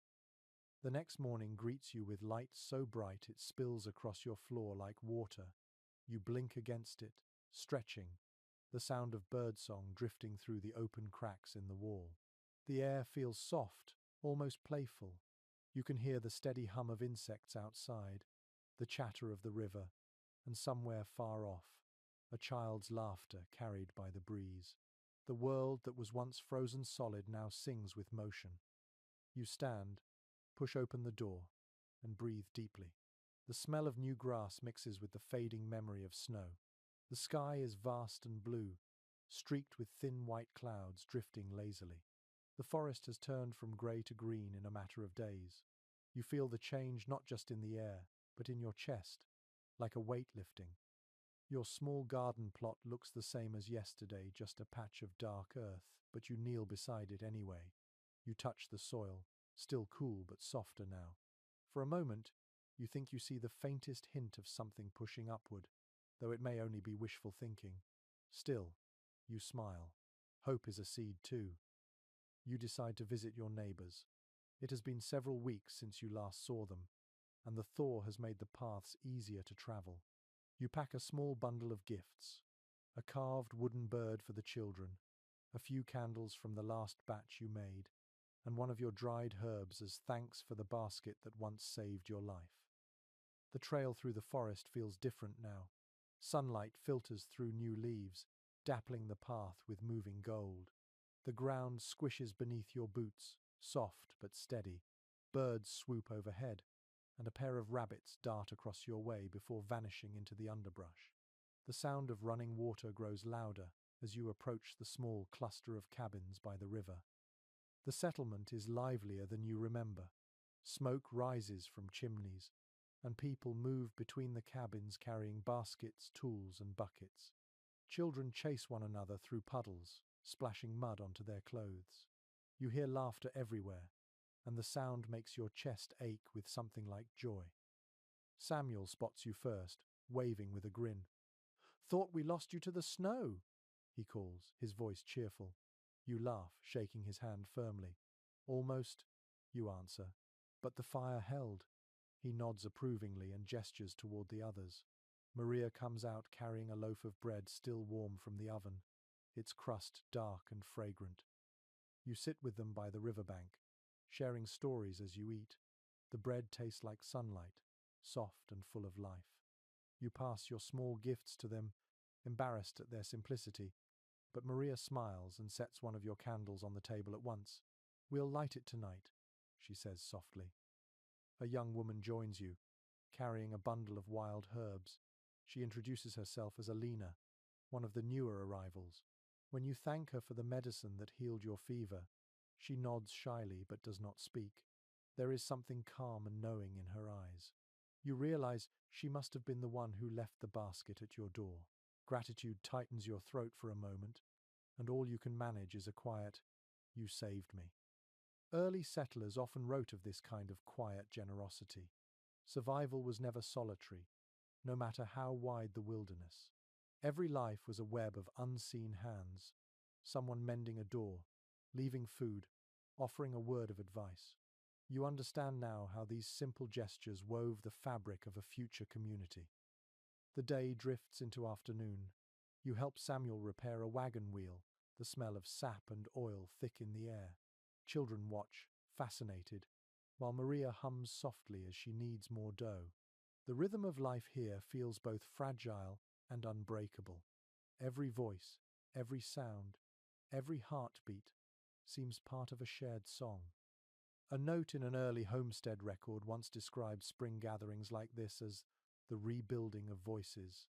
After a winter spent surviving in silence, people relearned how to speak freely, how to laugh. You feel that same renewal now, the hum of belonging settling into your bones. When the work is done, you join the others by the fire outside one of the cabins. The flames dance low, their light reflecting in the river nearby. Someone passes you a tin cup filled with cider, and the warmth spreads through you as you sip. A few of the older settlers tell stories, some true, some clearly embellished. One man swears he saw a bear steal a pot of honey and walk upright into the woods. Laughter ripples through the group. As the stars appear, Maria lights your candle and places it on a flat stone beside the fire. Its small flame glows steady, flickering gently in the night breeze. The others grow quiet, watching it. There is something sacred about that moment, one small light, born from survival, now shared among friends. You sit in silence, feeling the warmth of the fire on your hands and the cool of the night on your back. The river murmurs nearby, steady as a heartbeat. The candle burns low, but its glow remains strong. You think of how far you have come since the days when silence meant fear. Now it feels like peace. Before you leave, Samuel presses a small sack of seeds into your hand. "For the next season," he says simply. You nod, too moved to speak. The gesture feels heavier than words. It is trust made tangible, the promise of another cycle, another chance. You walk home by moonlight, the forest bright with silver light. The air hums with frogs and the rustle of small animals. When you reach your clearing, your cabin stands quiet, its roof gleaming faintly under the stars.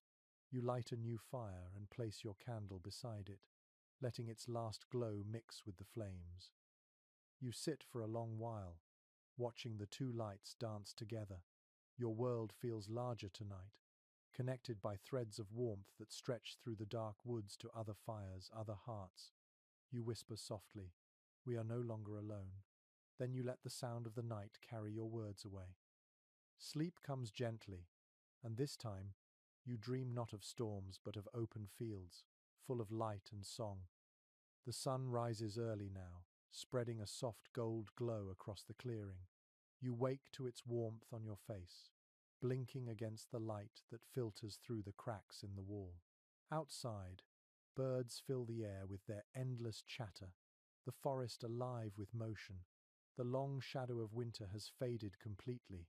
Every sound, every scent, every breath feels lighter. You push open the door, the hinges groaning softly, and step into the morning. The grass, still damp with dew, sparkles under the sunday. The air smells of wet soil and blooming buds. You hear the river in the distance, stronger now, its rhythm constant. You close your eyes for a moment and let the sunlight rest on your skin. The cold season feels like another lifetime. Your small garden has changed overnight. Tiny green shoots have broken through the soil, fragile yet defiant. You kneel beside them, brushing the dirt lightly from their leaves. The sight fills you with quiet awe. These are the first living things you have grown here, the first proof that this land now answers your care. In the journals of early farmers, there are countless notes about this moment. The first sprout makes a believer of any skeptic, one wrote. You understand that now. These plants are not just food, they are faith made visible. You spend the morning tending them, pulling stray weeds and turning the soil around the roots. The sun warms your back, and the work feels gentle compared to the harsh tasks of winter. You hum softly as you work, a habit that has lingered from those long, silent nights when song was your only company.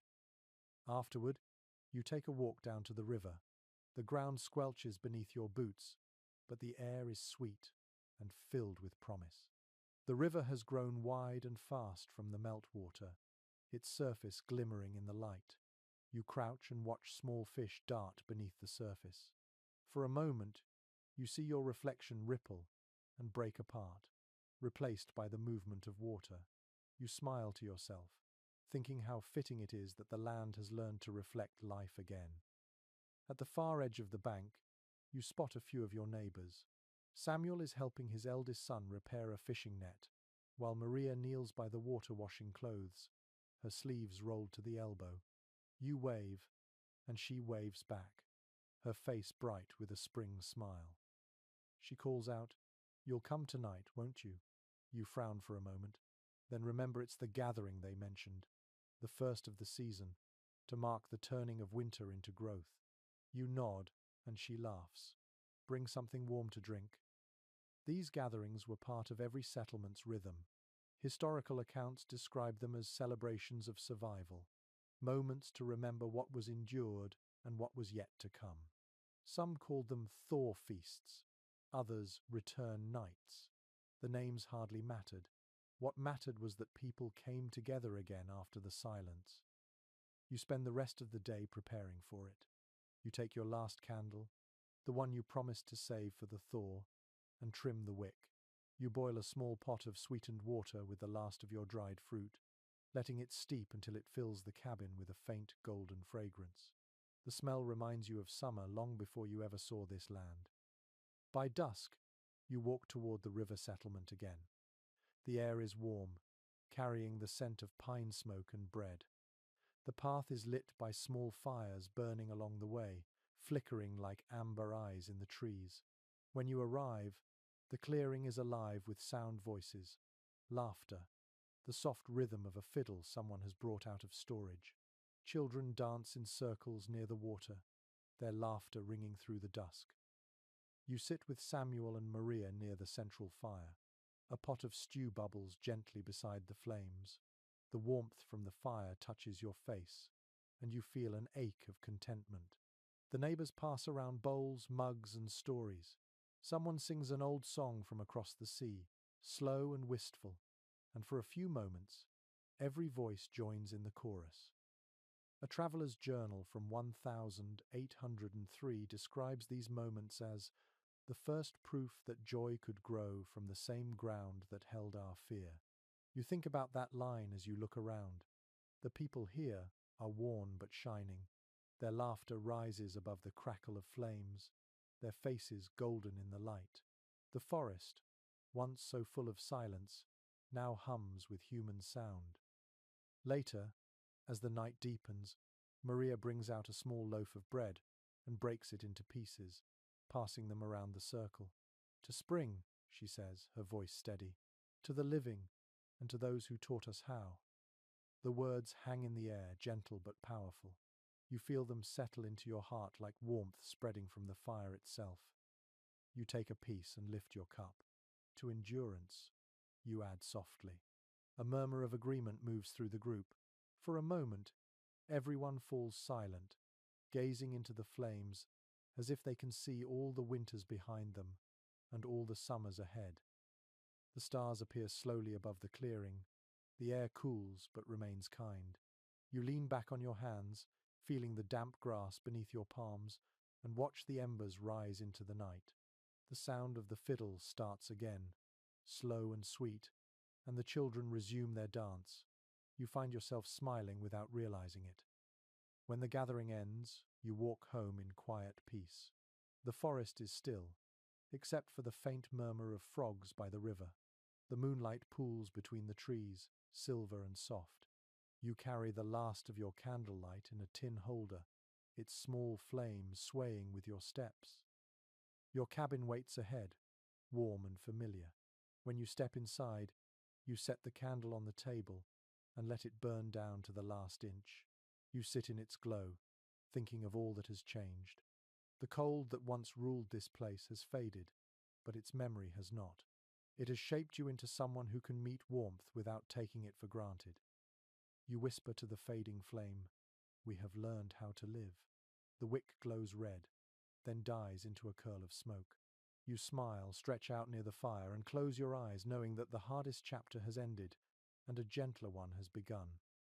The morning air carries the scent of wet grass and wildflowers. You wake slowly, your body loose, the sound of the river outside, soft and steady.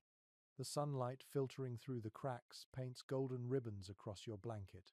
For a long time, you simply lie there, breathing in the peace that fills your cabin. It is strange to think that the same place once echoed with the chill of fear. Now it hums quietly with life. You rise, stretch, and open the door. The clearing before you glows under the early light. Dew clings to every blade of grass. The small patch of crops by your cabin has grown. Tiny green leaves tremble in the breeze. You walk barefoot to them, kneel, and touch the cool earth. The soil feels warm beneath your fingertips, soft and full of promise. A bluebird lands on a branch nearby, singing a clear, bright note. You smile and hum along without thinking. The tune feels like a memory from another life, though you cannot recall where you first heard it. The bird hops closer, bold and curious. You whisper, "Stay as long as you like." You look around the clearing and see how much has changed. The fence stands firm, weathered but solid. The chimney leans slightly but still sends up a steady curl of smoke. The logs of the cabin are darkened by sun and rain, but they gleam faintly in the morning light. You built this. You made a home where there was once only cold and emptiness. Frontier records often describe this moment of stillness, the pause between survival and the next challenge.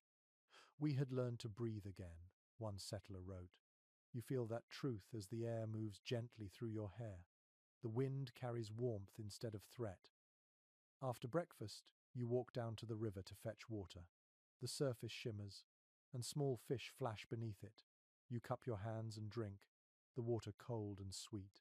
Across the bank, the trees sway slowly, their leaves whispering together like a conversation you are almost able to understand. You notice that your reflection looks different now. The fear that once clung to your face has faded. What remains is something quieter, steadier. The river has seen you in every season, building, freezing, fighting, resting, and still it runs beside you. In an old letter written by a settler to her sister back east, she said, "The land taught us patience, and in return it forgave us."